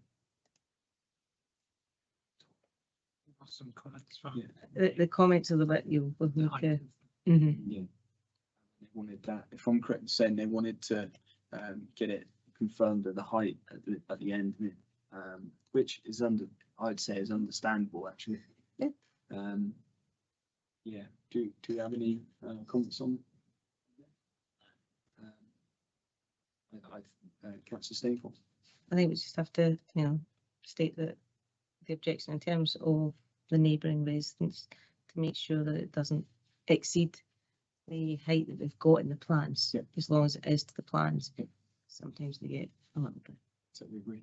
So, so get a feel, I'd probably say it's to support the application, but to add comments that, to make sure that the heights as proposed is to be confirmed. Doesn't exceed the, Yeah, it doesn't exceed that height at the end. Is that right? Come through as a condition of the planning that you did kiss it. it should, but sometimes they go for retrospect. Sometimes things get built just slightly higher than. Yeah, I mean, it's, yeah, I'm in the middle of it at the moment. It's not a precise science. That's the problem. Yeah, is that okay to put those comments on with Ben? So to support and then add the comments about height to be, maintained. If there was something so egregious, they would have to go down the control I was going to say, of planning enforcement, wouldn't they? Yeah. If it doesn't match what was proposed in the plan, then they can always have that option. is it something, because building control would come and inspect at regular points. Is it something that you could identify with as something specific to check within building control? Or it's signed off, or I don't know, Yeah, Councillor Stainford. we do know there's a problem with enforcement just now. That's not under. I mean, I know there was one recently where there wasn't plan put in for putting in windows to a house, and it's never been followed up. So my concern would be if they didn't comply with the plans, would something actually be done afterwards? So that's why I think what Councillor Lester says, if there's something at a midpoint to ensure that the heights are not being exceeded. well, I can, like I said, speaking, Yeah, I think so. speaking from experience, the building control will come out and check the depth of your footings. Why not check the height of your roof? I totally agree. Yeah, you can add those comments in. So to support those comments, could I get a proposal on that, please? Councillor Lester, could I get a seconder, please? Councillor Foreman, can we go to the vote, please? Yeah, that's carried. Thank you very much. The next application is 42-24-0030, which is outline planning permission. Outline planning permission with all matters reserved except for access for the erection of up to 125 dwellings with public open space, landscaping, sustainable urban drainage system, SUDs, and principal means of access from Comitro Road and College Way on land at Comitro Road, Trum. So, Marcus? Yes, thank you, Chair. I just want to confirm that this doesn't actually fall within the Taunton Parish boundary, but it is obviously right on the cusp of the boundary, so it is right that obviously we can make comments as a town council. Councillor Stainford. Actually, it is, well, the access will be, because the access is onto Queensway, which is Taunton Town Council. Remember, but the boundary's being moved, because their access, the access and Queensway planned is actually between the duck pond and the huge substation. So it very much does impact. I know Trull are looking at it. I know I think they had a meeting last night, Trull Parish Council, or was it Monday night? But this very much impacts Comitro, which is Taunton Town Council. And I've had a huge response from people living in the area. So it is something of a very great concern, for sure. Right. Have we got any comments on this application? Councillor Stainford. Okay. The access points are both actually very dangerous. The access point on Comitro Road. It's actually, Marcus, it's in amongst all of the things that involve Orchard Grove and the access point to the school, and that road potentially being closed off at some point in time, adding in another 125 houses. to an access point there will be chaotic. And it will at the other end of the site, which is down at College Way. That bend is already very dangerous. There's a lot of complaints being put in. We have parking along College Way, a lot of people from the hospital. There's already been an incident where somebody was knocked off their bike. There isn't any way to move that access point because you have the very large substation, and their diagrams are really not very clear. They put the substation as just this little hedge. It's a massive substation. You can't move the substation and you can't move the houses. So the access would be right on the bend of what is already a dangerous blind bend. And I think any planner who said that was a good idea would, I certainly would be very much objectionable to this.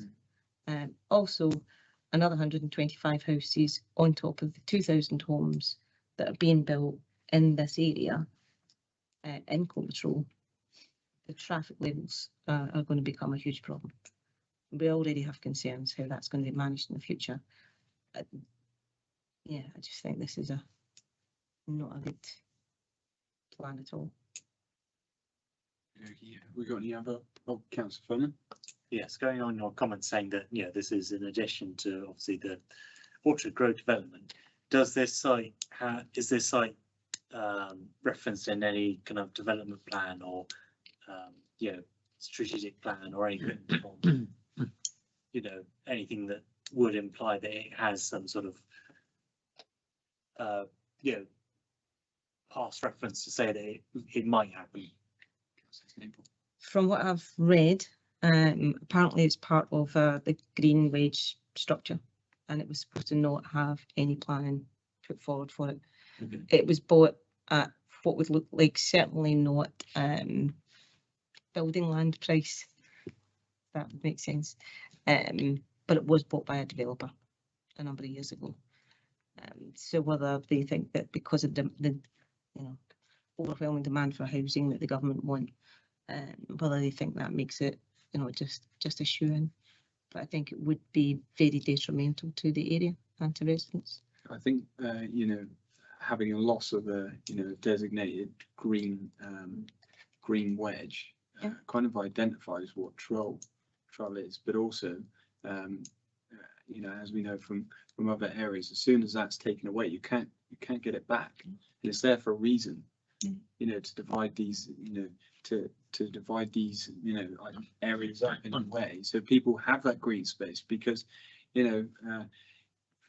those spaces are really important. And I think yet again I think it's another application, but just looking on this application where just trying the luck to get it in when really it's not the right time, and it's not the right place. It will never be the right place, to be honest. No, but I think that the problem here is we keep putting this title of Garden Town. Well, Yep. I'm sorry, but if we keep building on green spaces within Yep. town boundaries, when we're building 2,000 homes out, why would we want to take away something that is an essential green space within an already well-developed area? Yep. That's a real concern. And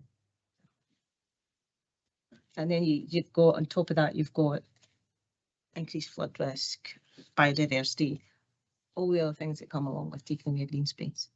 Councillor Lester.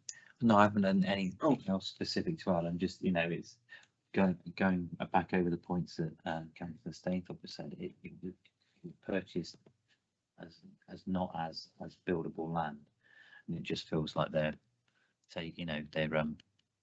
trying to take advantage of deregulation, or obviously take advantage of this need for more houses, and that they've taken a punt. And I think that I don't believe personally that we can support it in any way, shape or form just because of its location and the overall context of how it's come to pass. Totally agree. So have you got any more comments? So I think kind of getting a feel from everybody to reject this object object this application on reasons of the access is just absolutely incorrect, but also the loss of a designated green space is really, I'd say, major actually, especially for the people at Trell and obviously of Comey Trell as well. So items of that would be, let's have a look. So it would be number 7, which is access, highway safety or traffic generation. And also number 5, loss of trees and ecological habitats. Should that be correct for the green space? Probably number 2, impact on public visual men. Yeah, it is. So number 2, 5, and 7. I'd say we object on those reasons. So just to confirm with everybody, to object this application on number 2, which is design and appearance impact on public amenity. Number 5, loss of trees or ecological habitats, and number 7, access, highway safety or traffic generation. Yeah. So could I get a proposer for that? Councillor Stainforth. Can I get a seconder? Councillor Lester. Could we go to the vote, please? Yeah, that's carried. Thank you very much. Right. The next item is to comment on licensing matters received from the local licensing authority. So the first one is MA-57894, which is an application for street trading consent. Senny's Ethiopian Kitchen at 2 locations, 4th Street roundabout on the NatWest side of the street, approximately 100 metres from the bus stop where 2 street vendors are currently pitched. Vicinity of the market house under the tree next to the pedestrian crossing.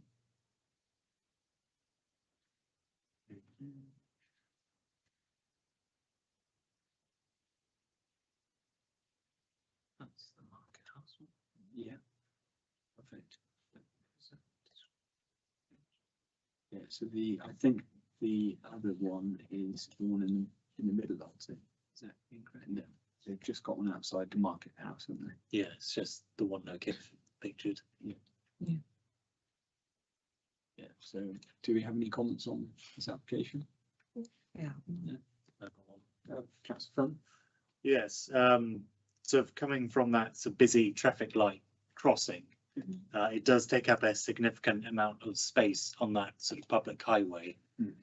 I'm just thinking, yeah, obviously during Christmas there's a lot up there, and that's the Christmas period, but having that all the time. I don't know. There does seem to be quite a dead space there, Yeah. actually. In my view, because no, I don't. It's not on the way anywhere. You know, no one cuts through that corner, if you like. Right. So there is a piece of the pedestrianised section which looks like where they've located it, where there is kind of room. Stainful? With Councillor Lester there.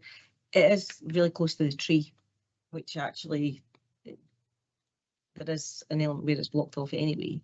The area where we have the market there at Christmas is considerably larger than that. And to be honest, that doesn't cause too much of a problem. Even when you've got a number of stalls, I think the size of that, I think the area is big enough to accommodate it. And I think that would be okay. You wouldn't obviously want too many going in there, but I think being tucked in underneath the tree, actually it's okay.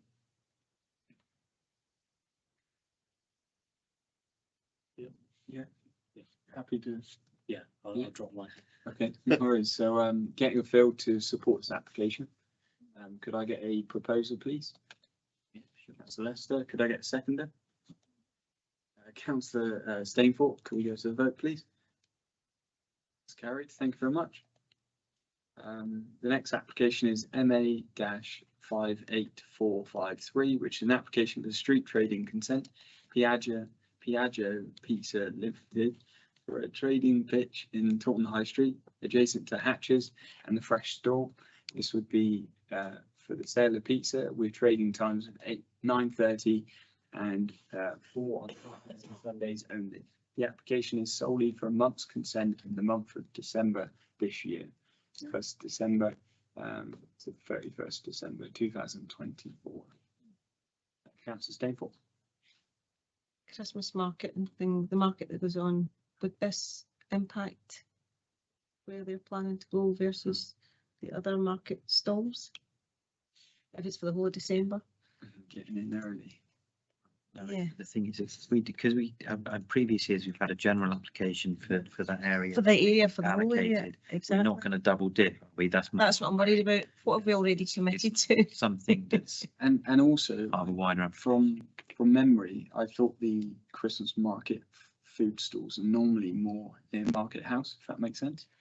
Towards this one is nearly up with the Tesco's Express. Yeah, no, it's up where all the cafes and things are, and it's interesting. It's already where we had the fish and chip van that got a license, which didn't last very long. They were there a month or two and gave in. I don't have any problems with where it is. I just think we need to check what we've, because there are stalls do go up that high, maybe not food stalls, but the market during Yeah. I The- just wonder if we can't just somebody check the that farmers market we and things that haven't sold Yeah. the same piece of land twice. You know what I mean? And as much It'd as be we don't embarrassing, mind but having the wouldn't money to. Because I think actually we had an application for the Christmas stall only about 4 or 5 months ago. If I'm Yeah, right. can we check? no, where but I don't. Yeah, it actually goes from Yeah. into, or you might end up with a bun fight between. or a pizza fight. To that, so, Be Arsenal all over again. Marcus. Yeah, thank you, Chair. I don't think licensing service would allow people to double book. I guess not. I guess you're I'm right. guessing not, Comment. but it would be just Yeah. Just be, prudent to it would be check. embarrassing. And also wait, because whereabouts is it? So you've got cafe culture comes out, you've got the Portuguese cafe comes out, you've got the cricketers comes out. You've also got the new cafe, which is just next to Tesco Express. They take actually quite a large centre part. I'm sure licensing have Yeah, I'm sure they've checked. checked it, but remember we had a comment raised by somebody in terms of access for people in wheelchairs and trams and things, because some are at the sides of the on the fronts of the building, and then some are in the middle, and it's causing problems in terms of going in and out. So it just making sure that there is enough space, I guess. Yeah, I think so. It all seems, you've got Coffee Bean pavement license, which is approximately 4.2 meters of length. And it's right in the middle. It takes over the middle space. It's not Yeah. on the shop front. So they're kind of saying currently the Coffee Bean pavement license comes out to about 9.45 meters. And it looks to me that's pretty much where Piaggio Pizza is going to start then, if that makes sense. Just be right next to it. So, I suppose it's actually, if it's on the side of it, it won't, you've still got then the access either side. yeah, you can kind of. You're going round Yeah. it, you're going round. If you have a look Coffee in that beans picture in. there, it's a pizza place. They've got Coffee Beans bottom left. I don't know, right? Coffee beans don't have, I don't know if the license isn't right, but coffee beans do not run from the front of the building out. They're in the middle. They're actually in the middle, like Mr. Miles. They have a fenced off area right in the middle So you with, can walk both sides you of can it. walk both sides of it. But that would actually make it okay, because then Piaggio Pizza, you can walk either side of both. But I would, I mean, that's not right about Coffee Beans payment license. That's not where it is. And the, Councillor Lester. sorry, the only comment I have as well, looking back at the picture, it shows the pizza oven outside of the gazebo. Does that get hot? Because if you can Chilled. walk past the walk part immediately past it on the outside, I mean, yes, the door opens towards obviously where the guy's working, but I mean, I don't know too much about pizza oven, but oven suggests hot to me. And it may be insulated and so it's not, but you know, if it's a nice pretty stone one, it's gonna be, you know, a furnace basically, isn't it? So This area is so what they have is this area is to ensure the oven is not under the gazebo. yeah. So they're not going to 'Cause burn it's their too hot. gazebo down, but they they burn might, everybody else. you know, scorch a couple of members of No the access, personnel, customer, no access, no access, personnel, customers. It's a trader. At that angle, Yeah, I can't see that in the context of where people are walking around it. That's kind of really my point. Councillor Staple. because of where coffee beans is, that actual oven is going to be right next to coffee beans area, seating area. So you could have people quite close to that, depending on how much gap they have to have between that vendor and the coffee bean seating area. I'd say it's roughly about me and Tuesday away. That's how far. That's quite distant. That's great. Distance. Okay. Oh, that's all right. Yeah, I'm not good As long at as- scale. no. 4.5 meters away. That's actually quite a good. Mhm. Yeah. Okay. Yeah. That's just the gazebo, isn't it? The trailer isn't, is the trailer listed in the diagram? As a trailer, and they'd say the drawing. They've drawn it as a single spare on the wider. Yeah, you have. And includes the extra then, doesn't it? Is that included? Yeah. Two there, same And 8.8. No, that's not 3 meters. Yeah. It doesn't. Yeah, actually, you're right. We seem to vote for a time extension. Oh, yeah, okay. So, We there already. can we, vote for the time extension, please? Proposal, please. Councillor Stainford, can I get a seconder? Councillor Lester, we'll go to the vote. Yep, that's carried, thank you.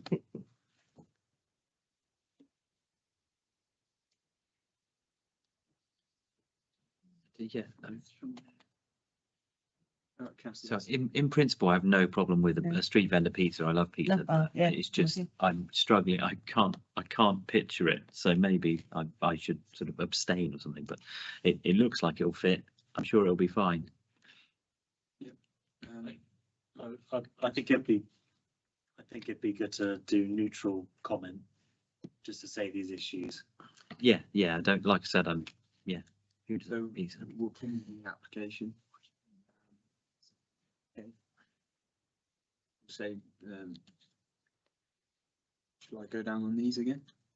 That's for. Oh, yeah, so I'd probably say we'll raise about just making sure there was far enough distance away from the coffee bean. Mhm. Because if there is an oven or some sort, you wouldn't want it too close to, and also the leave access for. It's, It's right of way Access. between the two, isn't it? And it's Okay, could I get a proposal on that, please? That's Lester, could I get a seconder? Councillor Furman, could we go to the vote, please? Yeah, that's carried, thank you. Right. The next application is MA-58508. God, that was a tongue twist.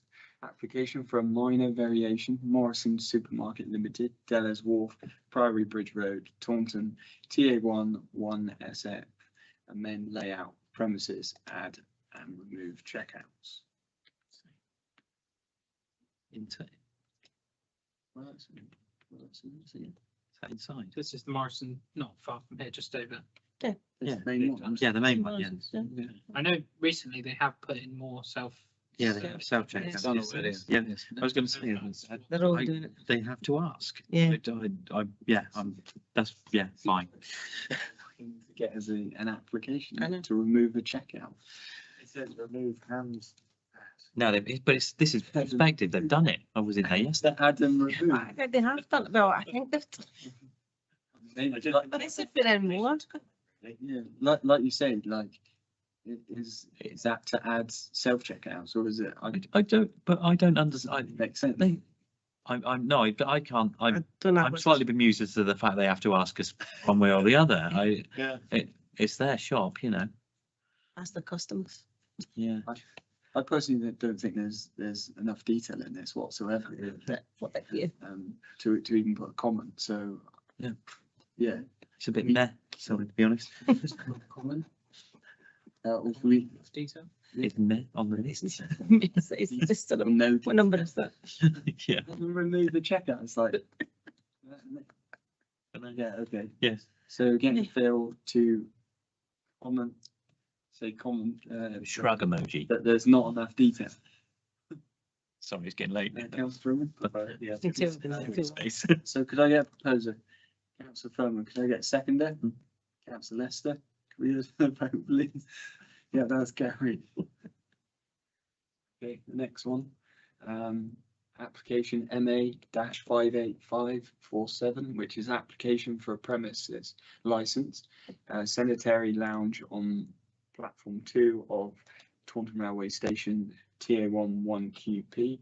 This will be to allow for the sale and supply of alcohol from the cafe and restaurant coffee shop from 6 a.m. To 10 p.m. Monday to Sunday. This will be to allow for both on sale and off sale of alcohol. Councillor Furman, followed at the last. I don't think it would be a good idea to allow sale of alcohol on the train station, considering that, the tracks, and you don't want drunk people Already, on the platforms. it's already available. Almost all. Councillor Lester. No, I was going to say, I think, well, there's a bar on Paddington, Oh, on Paddington Station's front, okay, Taunton's smaller, but the only problem really I have is the times. If someone's looking for a pint at 6 a.m, then I don't know if that's appropriate in a train station, or anywhere for that matter, but then, I think principally, yeah, why not? But I thought probably within normal licensed hours rather than, anything earlier. Councillor Stainful. I use trains a lot, and I can't remember a train station I've been in recent years that doesn't have somewhere that sells alcohol. Yeah. It's a sort of mainstay, especially for people who get delayed. I was going to say, yeah. Totally with Councillor Lester in terms of the hours. I think that's something that, I don't know, it does sound quite, starting at 6 in the morning sounds a bit tricky, but we desperately need a cafe on that side of the station because it is a problem. Just now there is only the Starbucks, and it's, if you're further into the train station, you can't go for a coffee in the morning, and there's nothing more frustrating than you haven't had time to eat your breakfast and you want to just grab a cup of coffee and a croissant and you can't. So, and there was a little cafe there which was great, and it obviously didn't survive. Do I have any more comments? Getting kind of a feel to accept this application, but to put comments about the hours to be more, I'd say, in line with what normal, like a normal place of selling. Yeah, Is that normally like 11 well, isn't it? Pub are normally open at 11 a.m, half 11. Councillor Twos? Well, I follow England, so if I'm getting on a train at 6 a.m, I might very well be buying beer. I'm not sure that's the reason for the planning committee to decide whether people can buy beer at 6 o'clock. There needs to be a reason why they can. If you see what I mean. The other thing is the cafe is going to have alcohol racked out, so you're going to have to get them to cover it up between 6 and 11. Yeah, okay. Marcus? I don't know. Yeah, I mean, don't get me wrong, I have been drinking on the train at 6 a.m. I mean, it's Airports, not yes. in the recent past. Marcus? yeah, Jan, I'm not going to comment about whether I've had a drink. That's the only way to work, Marcus. Nip in. We've seen the fridge next door, Marcus.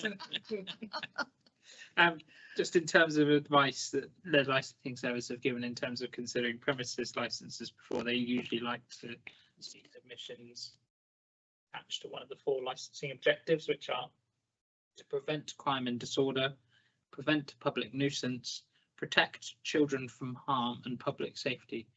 If I could ask you to consider whether the restriction in terms of hours hits one of those 4 objectives. and I think you would stand a much stronger case. I mean, I did look back to an application that Asda made on Priory Bridge Road, Stroke Avenue. I objected to the sale of alcohol there because it was near residential. I think the station. Yeah, sorry, that doesn't really help your number, whatever you read out, but Councillor Stainport? Actually, I think you're also right. You'd have to be in the station to go into this cafe. Don't think there's access from outside. It's buy a one ticket. So you've got to buy a ticket. ticket. So you're not going to have Okay, yeah. public just wandering in for a drink at 6 in. You will actually have to have a ticket and be in this. That's a good point, actually. Oh, yeah, it is. Yeah, fair dues. To be able to get into Dashley through the. Yeah, but Now I that don't it's think registered, this. No, it's all, have- it's much more, No, it's this- much more closed off now. You've got, This only ticket. has, I think, fire exits. I don't think, because the station now is very much controlled by it's. tickets. You yeah, can't get into any It's part of the automated, it's station. unmanned, without a isn't it? ticket, It's automated. so And it they are gets all really closed. strict on it. That's a good point. I would doubt you can go into the cafe. the plan might suggest show it. I can't see that there's an exit. Going back on those 4 points, The old cafe did have entrances, we Rebecca. could perhaps say that there will be students taking the train in the morning. So if there's alcohol on sale, that could potentially. Get into Morrison's Buy alcohol on Station Road. Yeah, no, it's, 24/7. no, I I think. Yeah, I don't think you're I going to get withdraw students. my previous statement. In isolation, it sounds peculiar, but actually, if you take a step back, it's probably not that weird at all, is it? Well, we take beer on the train, so it doesn't matter which way. Anytime, always on you. Okay, so getting a feel, I kind of still feel there's a slight from Councillor Furman about, not so much the sale of alcohol, but the hours, which is a slight worry. But then, my main opinion as well, I know obviously it's a train station, but if for example, you're at an airport, you can. Yeah, you're right, you can, yeah. Do you know what I mean? You're in it in 4 in and they're sitting there all day. Airports, that's like international waters, isn't it? All bets are off then. So. I don't mind checking. Fine if you I want to put a restriction on the time. So I think to accept this application, propose to accept this application, but I think possibly, well, Comment on the hours. Yeah, yeah, yeah. Again, I think we definitely, like you say, we definitely want a cafe on that side of the Desperate. that side of the station. Yeah, okay. I'm, Yeah, to propose to accept this application. Support. Yeah, support, sorry. Mm. Could I get a proposal, please? Councillor Stainfort, could I get a seconder, please? Councillor Toots, we go to the vote, please. Yeah, it's carried, thank you. Oh, sorry. 4 people voted to support it, and 1 object. So number 10 is submission of comments, feedback on behalf of the town council, notifications and planning applications in the area. There was a total of 5 applications, which was which I highlighted. That would we be able to go through in this order? Is that okay?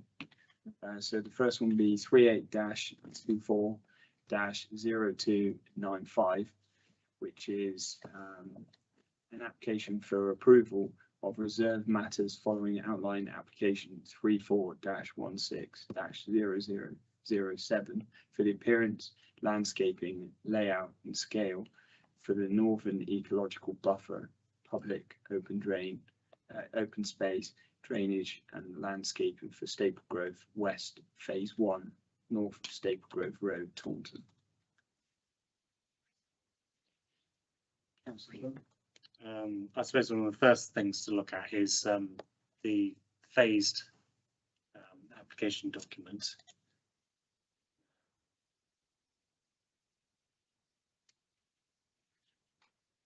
Yeah, so it'd be parameter plan 6 indicative phasing plan submitted on 29th of August.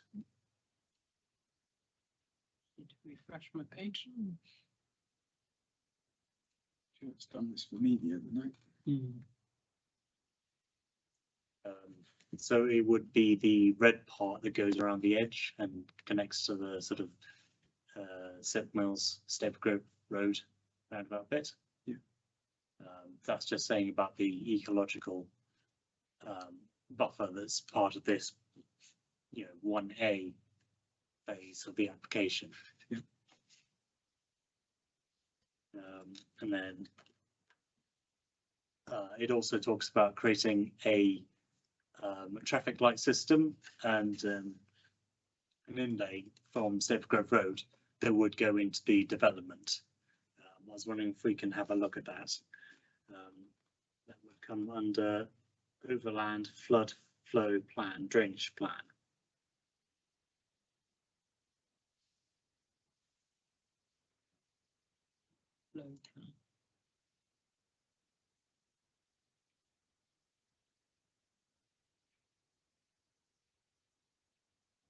So that looks at it as a whole.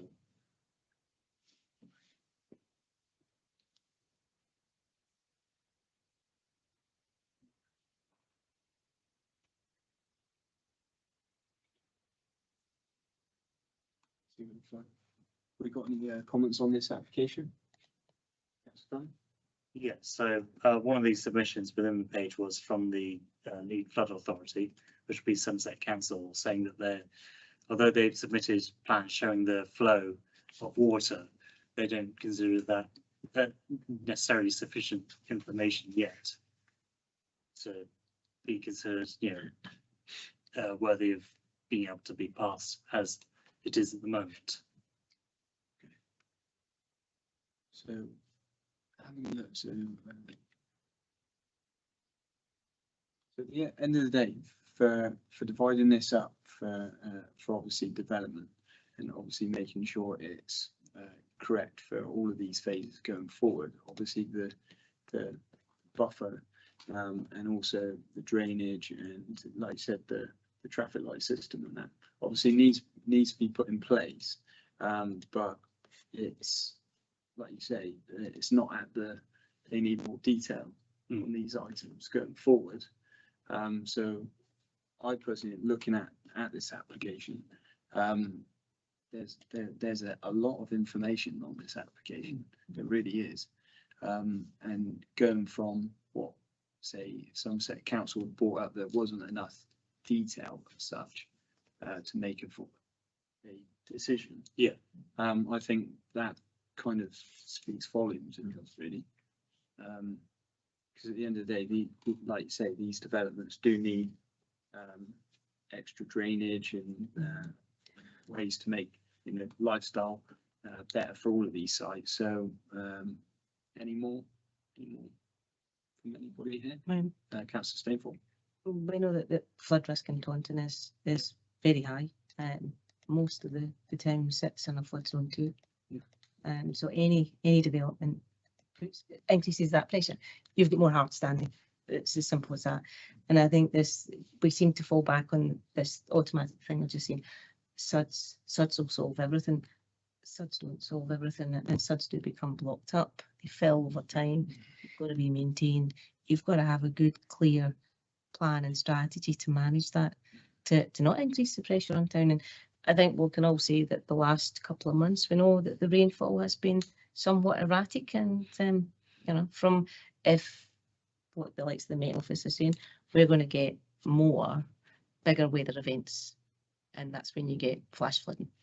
And these things, we must make sure we get these right.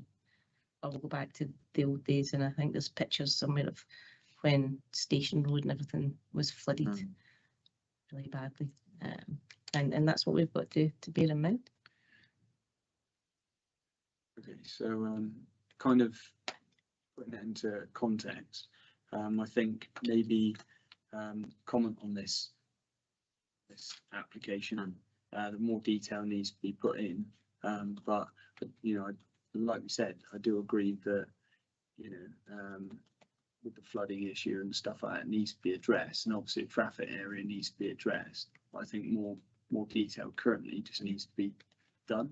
Need to understand. We're asking, do we? Yeah, exactly. Yeah. It seems to be a lot of facts, a lot of information, but not. Not a lot of much. detail. Can we just sort of say that we support the observations of Somerset in this instance, and just say Somerset Council have said they need more detail? Can we just say, yeah, we agree with them, please come back with more detail, basically, isn't it? Yeah. Is it as simple as that, or am I? So that would be basically. Specifically with the comments from the lead local. Especially the lead local flood the authority. risk advisor for management. So really, it would be, if I'm correct in saying, just put common, and it would be on number 9, flood risk, but also on other reason, based on the Somerset Council's comments, for more detail. Yeah. Cool. Mm. Yeah. Marcus? I think the officer does.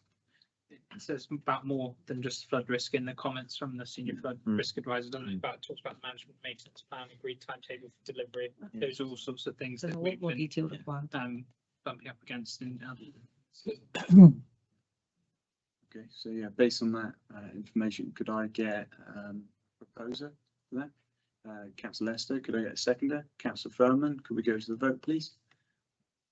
Yeah, that's carried. Thank you very much. The next application, 08190035, which is outline planning application with all matters reserved except for means of access for the erection of up to 112 dwellings with public open space, landscaping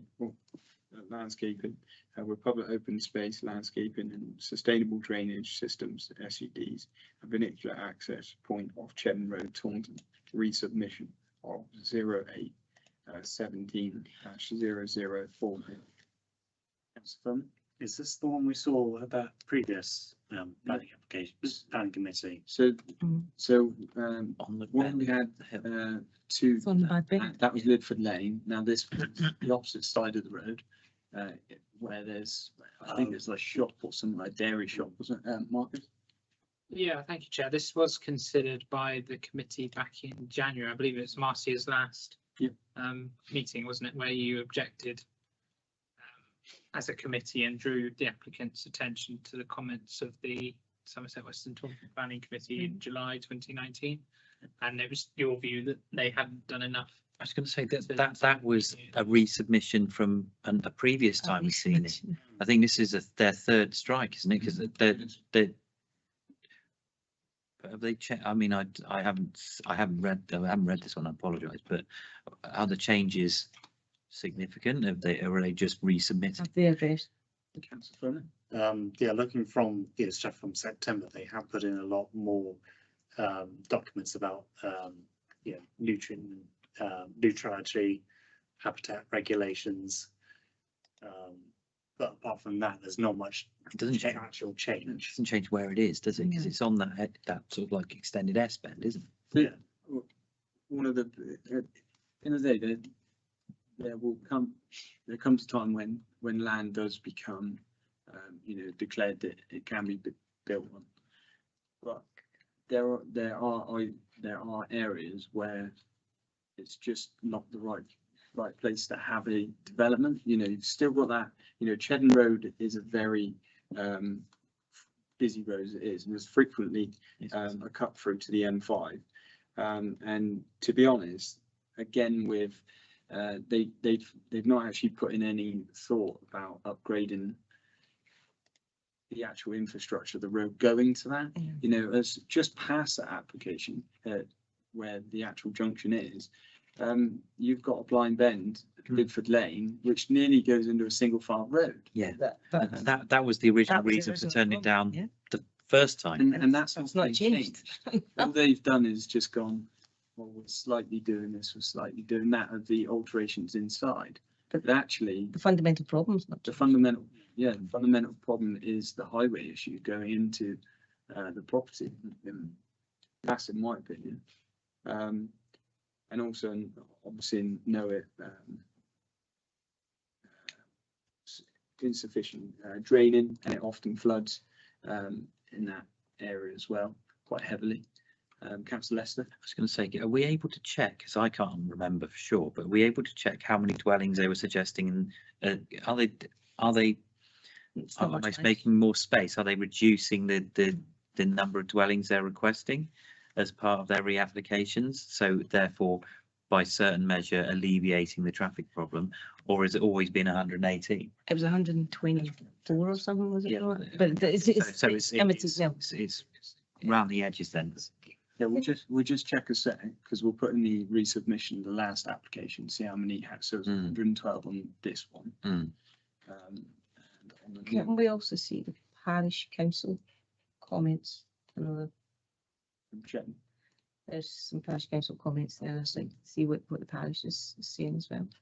I think the West Monkton picked up on the traffic Yeah. going through. Yeah, because it's already a rat run from if the 358 is problematic. Isn't it? Sorry, it's not done.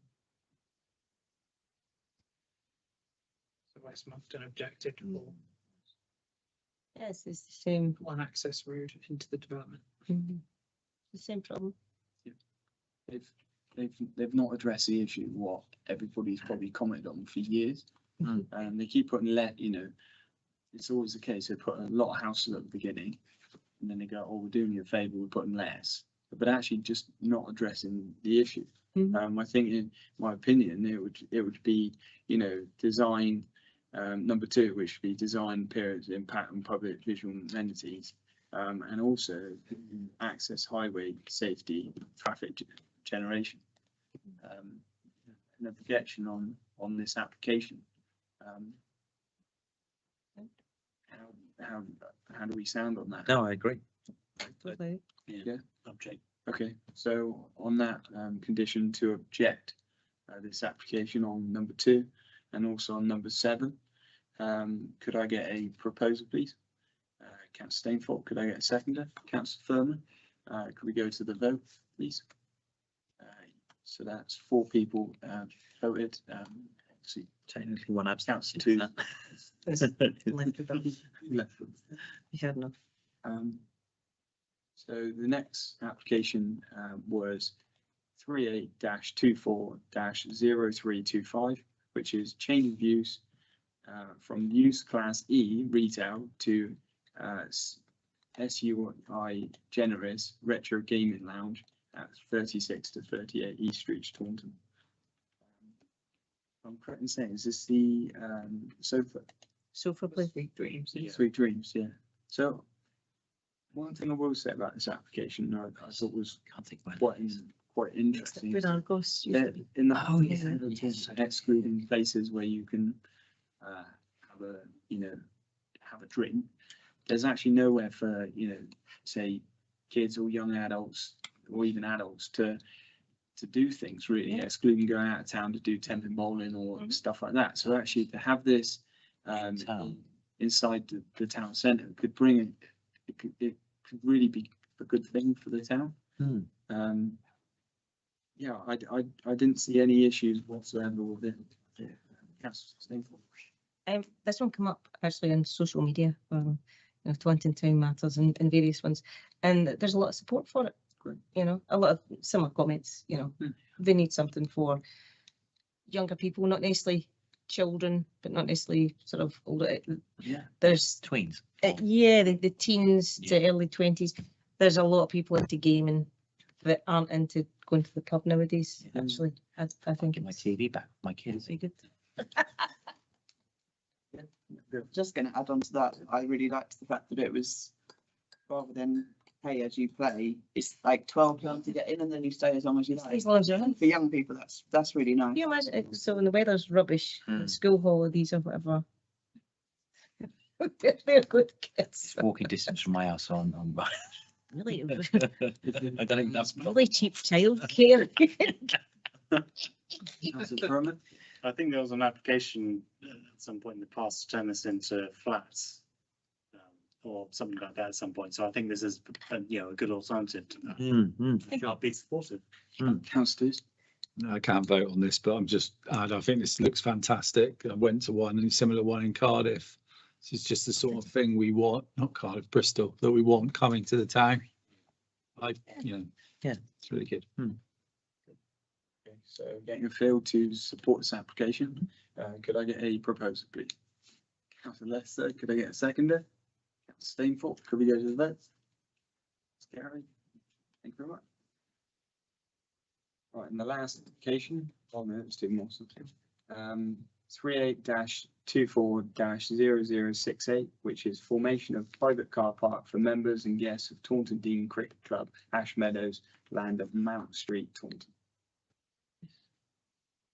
Councillor Lester. Is this a resubmission? So yes, so the last time we actually spoke about this, I remember that Councillor Tully was talking about the application, thinking it was Somerset Cricket Club.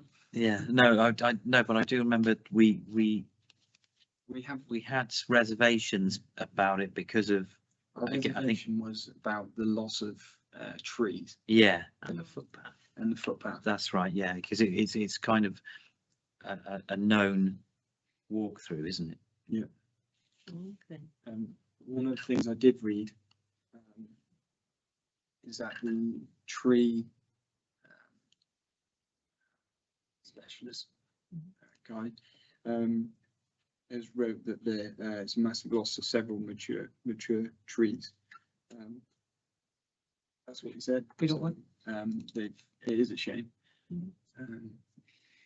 Yeah, there's not much difference to previous version of struggling to spot the difference. There's also been an objection.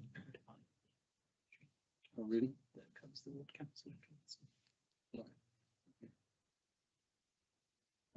we've got just the last one time again. Oh, okay. Time extension. So, can I get a proposal, please? Councillor Lester, seconder.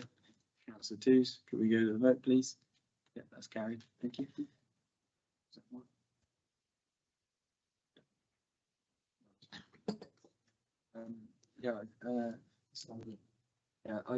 I personally, looking at his application, there doesn't seem to be much difference again.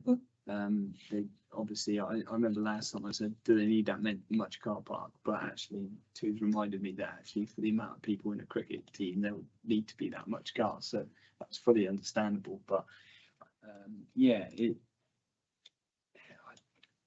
I really, I don't know really.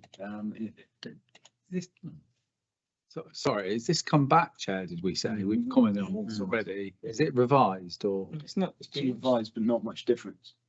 Still want to take down the trees and Yeah, take the reservations about the trees and the and the access. Access, the To yeah. be honest, if it's been objected already and they've not obsessed, looked at those issues of some sort, then it's kind of banging head against it. Yeah, it's slightly frustrating that, They can't with a lot just of keep these resubmitting resubmissions, statement. it's just like they're trying to wear you down as opposed to actually change what they're asking for. Yeah, correct.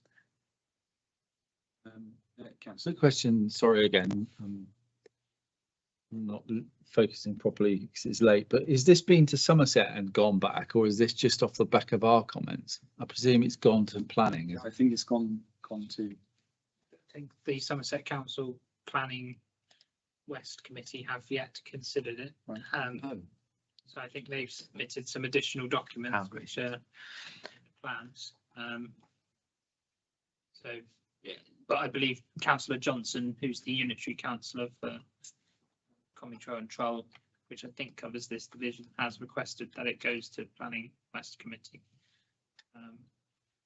And you originally objected, I believe, or was it just comments? Okay. I can't remember I either. don't think we objected, I'm not sure. I can't remember either. Because I think we went round the fact I that looked they need earlier today.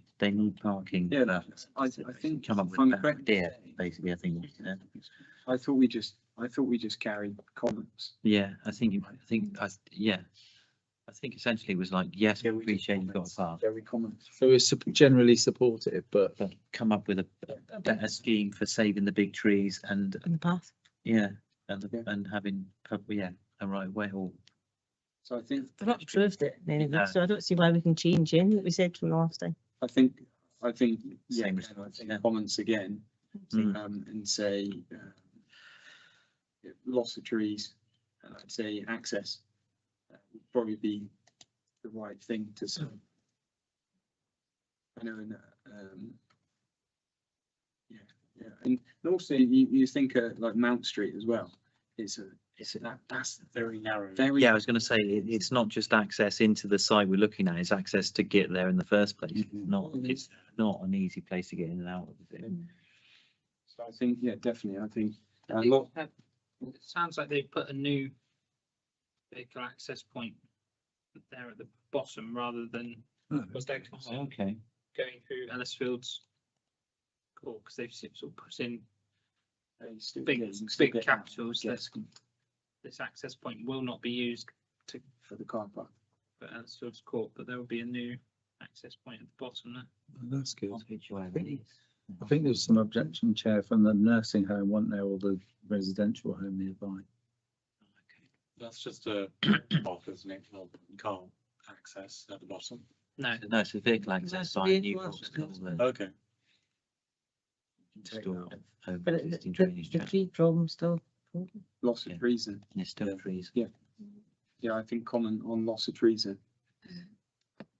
Yeah. Yeah, okay. Is that clear? Yeah. Okay, so could I get a proposal on that then, please? Councillor Stainford, could I get a seconder? Councillor Twos, could I get a vote, please? Yep, that's carried. And to the final application, which is 38-24-0223, which is a demolition of a bungalow, an erection of 7 dwellings with formation of access from Dow Close and associated works at 42 Binden Road, Taunton. there were some documents that have been attached to this which I don't think relate to the application. Looks like there's a load of appealed notices that don't. I don't know if anyone else noticed that. But, Yes, there's a load that from different councils in Yeah. the country. Hmm? Weirdly, like an error in the. It must be a big glitch in the system that, yeah. I was looking through that, I was like, what? I see the appeal decision at the bottom. Is that what you're on about? Yeah. If I'm correct in saying, I remember did we comment on this Yes, before? Yeah. We did, didn't we? Councillor Furman. Yeah. Yes, I think I objected. Yeah. An objection proposal. I think it was for pretty much no development, really, wasn't it? Yeah. Yes. Um, Can we just take another quick look? Do you want a quick look at the proposed plan again? Because I'm pretty sure that's. Okay, so Yeah.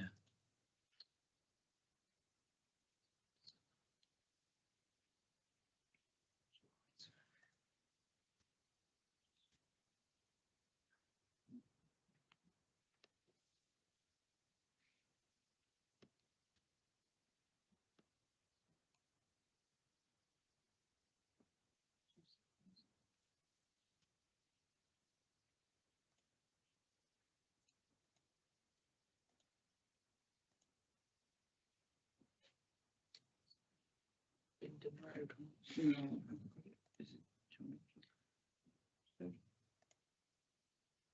These are the comments that we made back in July. This one There here, it is. Yeah. 6.2. Object. On the grounds of material considerations, number 5, there will be a loss of trees around the proposed area that are growing well and established layout and density. Number 3, the committee did consider that the number of proposed dwelling should be reduced to 3 to 4 dwellings, with 7 dwellings considered as overdevelopment. They've changed precisely nothing following on. They seem to have done it. They've just gone for it again, really. Do I have any comments? Yeah, I guess the same as before, just object on those saying. Same. We refer you to our previous objections. No. Again, it's just keep moving it in and you might, somebody might not notice it. Yes, so I say on that account to object on this application on the same reasons, really. The same numbers. July, yeah. Yeah, is that okay? Could I get a proposal, please? Councillor Furman, could I get a seconder? Councillor Lester, could I get a vote, please? That's carried. Thank you very much. The final thing to discuss is to discuss the frequency of planning, development and licensing committee meetings. Members to consider whether to hold planning, development and licensing on a 3 weekly rolling cycle. Councillor Lester. Can I just ask for the logic? What is it, because we missed so many? Oh, sorry. Yeah, it was precisely for that fact, because I was speaking to the clerk about it. And I think in recent few meetings, we've been missing up to like 15 or less applications, and it's just to catch them in the 21-day window. Fine.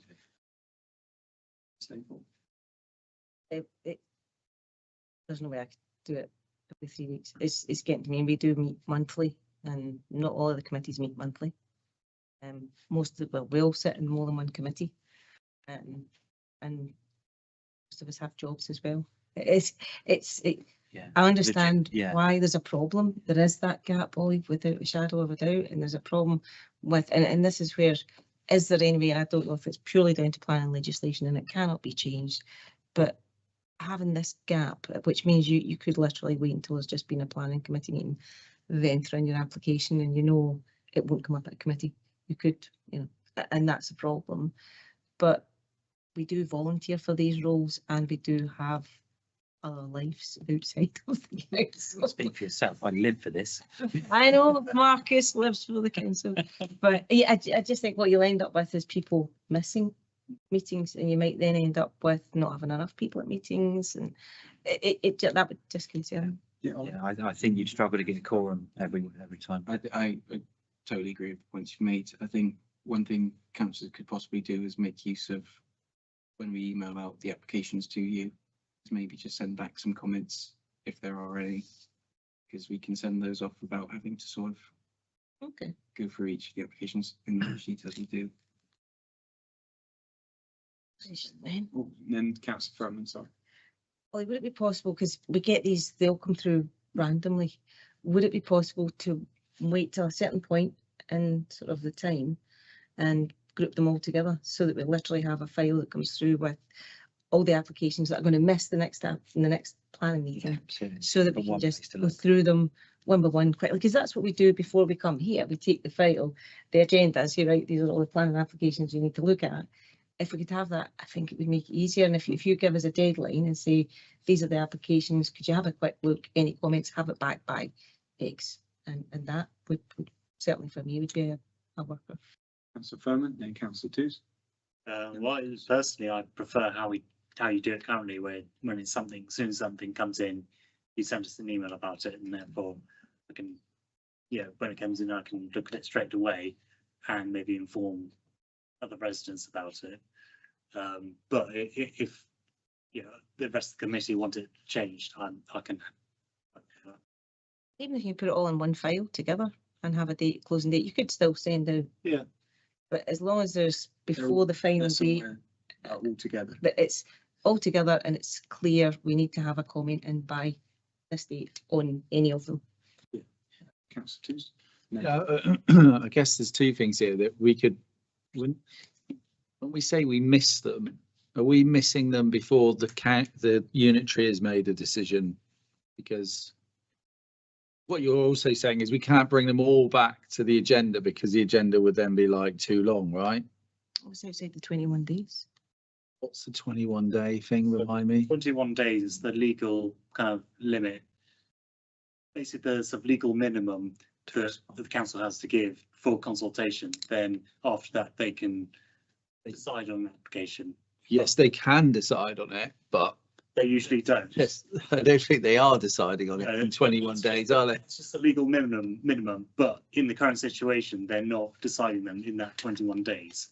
So we usually do have a bit of a gap. That's what I mean. That's what I mean. So we could still listen to them, but the chair's going to become unpopular because there'll be like 25 more things to discuss on the planning night. Am I right there, or is that slightly correct?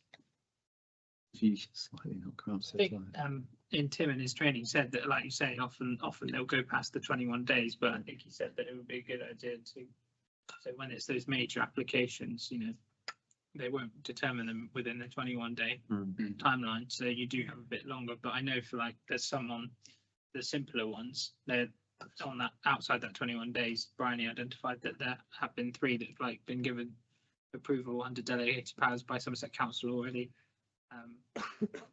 It was.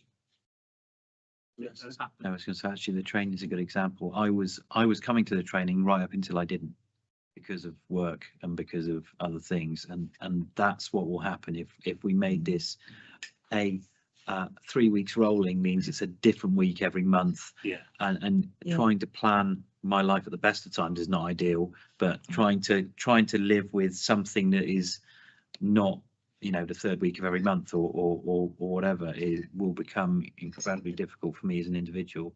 Going back to the point about the grouping of the applications outside into something like a single kind of drop, that would suit me more, but I'm happy to go with the consensus, because to be honest, I'm that time poor. I miss most of them anyway, so I'm not going to give my opinion of what I think is best, when actually I think that probably I'm not a great example for keeping track at the best of times. Councillor Toots? I was just going to raise like around that. I'm not sure now. Is there AOB today, Chair, or not? Is it AOB today or not? No, okay. It's just a general comment about the length of time. We're talking about the same sort of ballpark around, you know, the application I spoke to at the start was made by the applicant in January. Yeah. She's trying to extend her business to the Crescent, the building next door. We had no comment on it when it came to us in February, and she's still waiting for a decision from Somerset. So there's clear, I'm not blaming any of the officers there, they're under a lot of stress, but I do think we need to acknowledge that there are serious problems in the planning, the flow of things through the planning. And you know, she's stopped contacting me now, unfortunately, because I think I can't do anything. Councillor Staple? Yeah, just going back onto sort of having something in a file, I think it just makes it easier to scan down through the applications and see which ones are minor applications, building a shed. But looking for the key ones that actually, especially for everybody in their wards and everything else, but you could also send them all as well, there could be a file, whether it's somewhere, whether it's in Teams, or you send it out, that all of the councillors can have access to, and that way everybody can see, you know, if there's something that actually is of an issue for them in their area. It's easier if everything's together and you can scan down through it quickly, rather than just one email at a time. It's not good time management, really. But I can understand sending them out as they come in, but just put them all into a file somewhere. Councillor List? I don't know if it's against the rules. I've raised it previously. Is there do we have the ability to give delegated authority for someone to review them and then actually isolate the ones that, in the opinion of the team, they believe we need to look at? Because That's that's what we've just done. So that's already functioning. Sorry, I wasn't sure if that was. Yeah, that was That's okay, bro. No, that's fine. I think that works a treat, because that's what I assumed you were doing. But because we were having this conversation, I wasn't sure if that was kind of a one-off that you just happened to do, or that's the intended way forward. I think in that case that works, and every 4 weeks, I think it just enables me to plan my life. Again, talking as an individual, and then if we can, then perhaps consider how we share the ones that we are missing, in inverted commas, and kind of stick with it. Really, I certainly couldn't commit to more often. Councillor Toots? Yeah, in general, I don't think there's a reason to go with this. If you want to be radical, could you like set up a new, split the town centre in two and have a planning committee east and a planning committee west?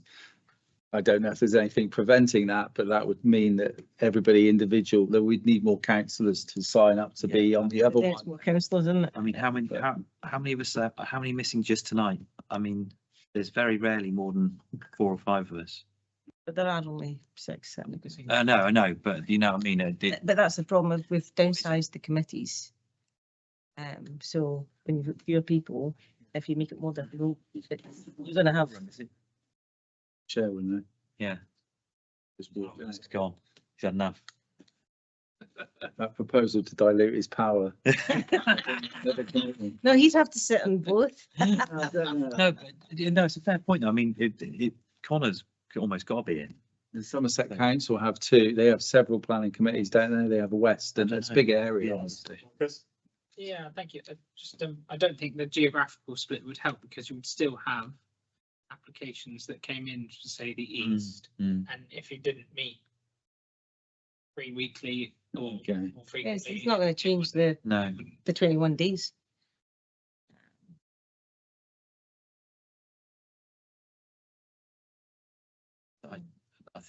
I think your point is well made, but no.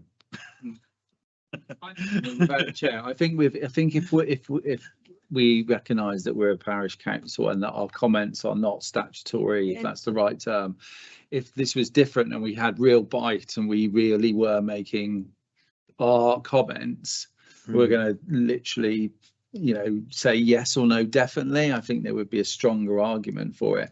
We can work hard to meet more often, but even if we object strongly, Yeah, it still goes to the unitary and they ignore our comments. So, well, they don't necessarily. Sorry, let me rephrase that. They obviously take our comments very seriously, but it's getting late. Isn't it? We're getting We tired. don't want to vote for another 30 minutes, so. So I think I listen to everybody, Mm. keep it as every 4 weeks. Yeah. We maintain, like we say, myself, Ollie and Marcus prior, just to kind of, if there aren't No, applications, we think that. Going through those 5, that makes absolute sense to me. That was good. But I do possibly think, I fully understand, send out the applications as they are, but if we could have them put in a group, in a folder somewhere, it'd be helpful. sorry, Yeah, Chair, that- just to clarify. So if somebody like, say myself, has comments on a particular application that's emailed, do you need then therefore the rest of the committee to sanction my comments? Or can they be sent as an individual councillor? Do you see what I mean? Yeah, because we vote, don't we? So Yeah. So I think we talked about this process briefly. Okay, so we would prefer you to send your comment to us so that we could submit it. Somerset Council on your behalf, and then we ratify it at this juncture. Okay, thank you. Sorry if I missed that, Mark. But you can still do that as an individual councillor anyway. for Yeah. yourself as well. because would that not just be like what we've done just now, is you've highlighted the ones that actually are important. And they've come, because those are outside 21 days, Yeah. but we've still reviewed them at this meeting. Mm. So it's no different to what's already being done. Mm. You take the comments, but then we discuss it at this meeting as part of one of the list of key. I think the arrangement we already have works pretty well, really. Mm. Yeah. Anything, as I say, anything big or that's resubmitted, we can just look at it again as part of section 10. And meeting 4 weekly works for everyone, so. Yeah, okay, great. Good. Do I need to propose that or not? Should we just propose? Yeah, just Yeah, propose. so to, So yes, so to keep it, Maintain the status quo. could I get a proposal, please? Councillor Stainforth, could I get a seconder? Councillor Bowman, could we go to the vote? Thank you very much. Thank you very much, guys.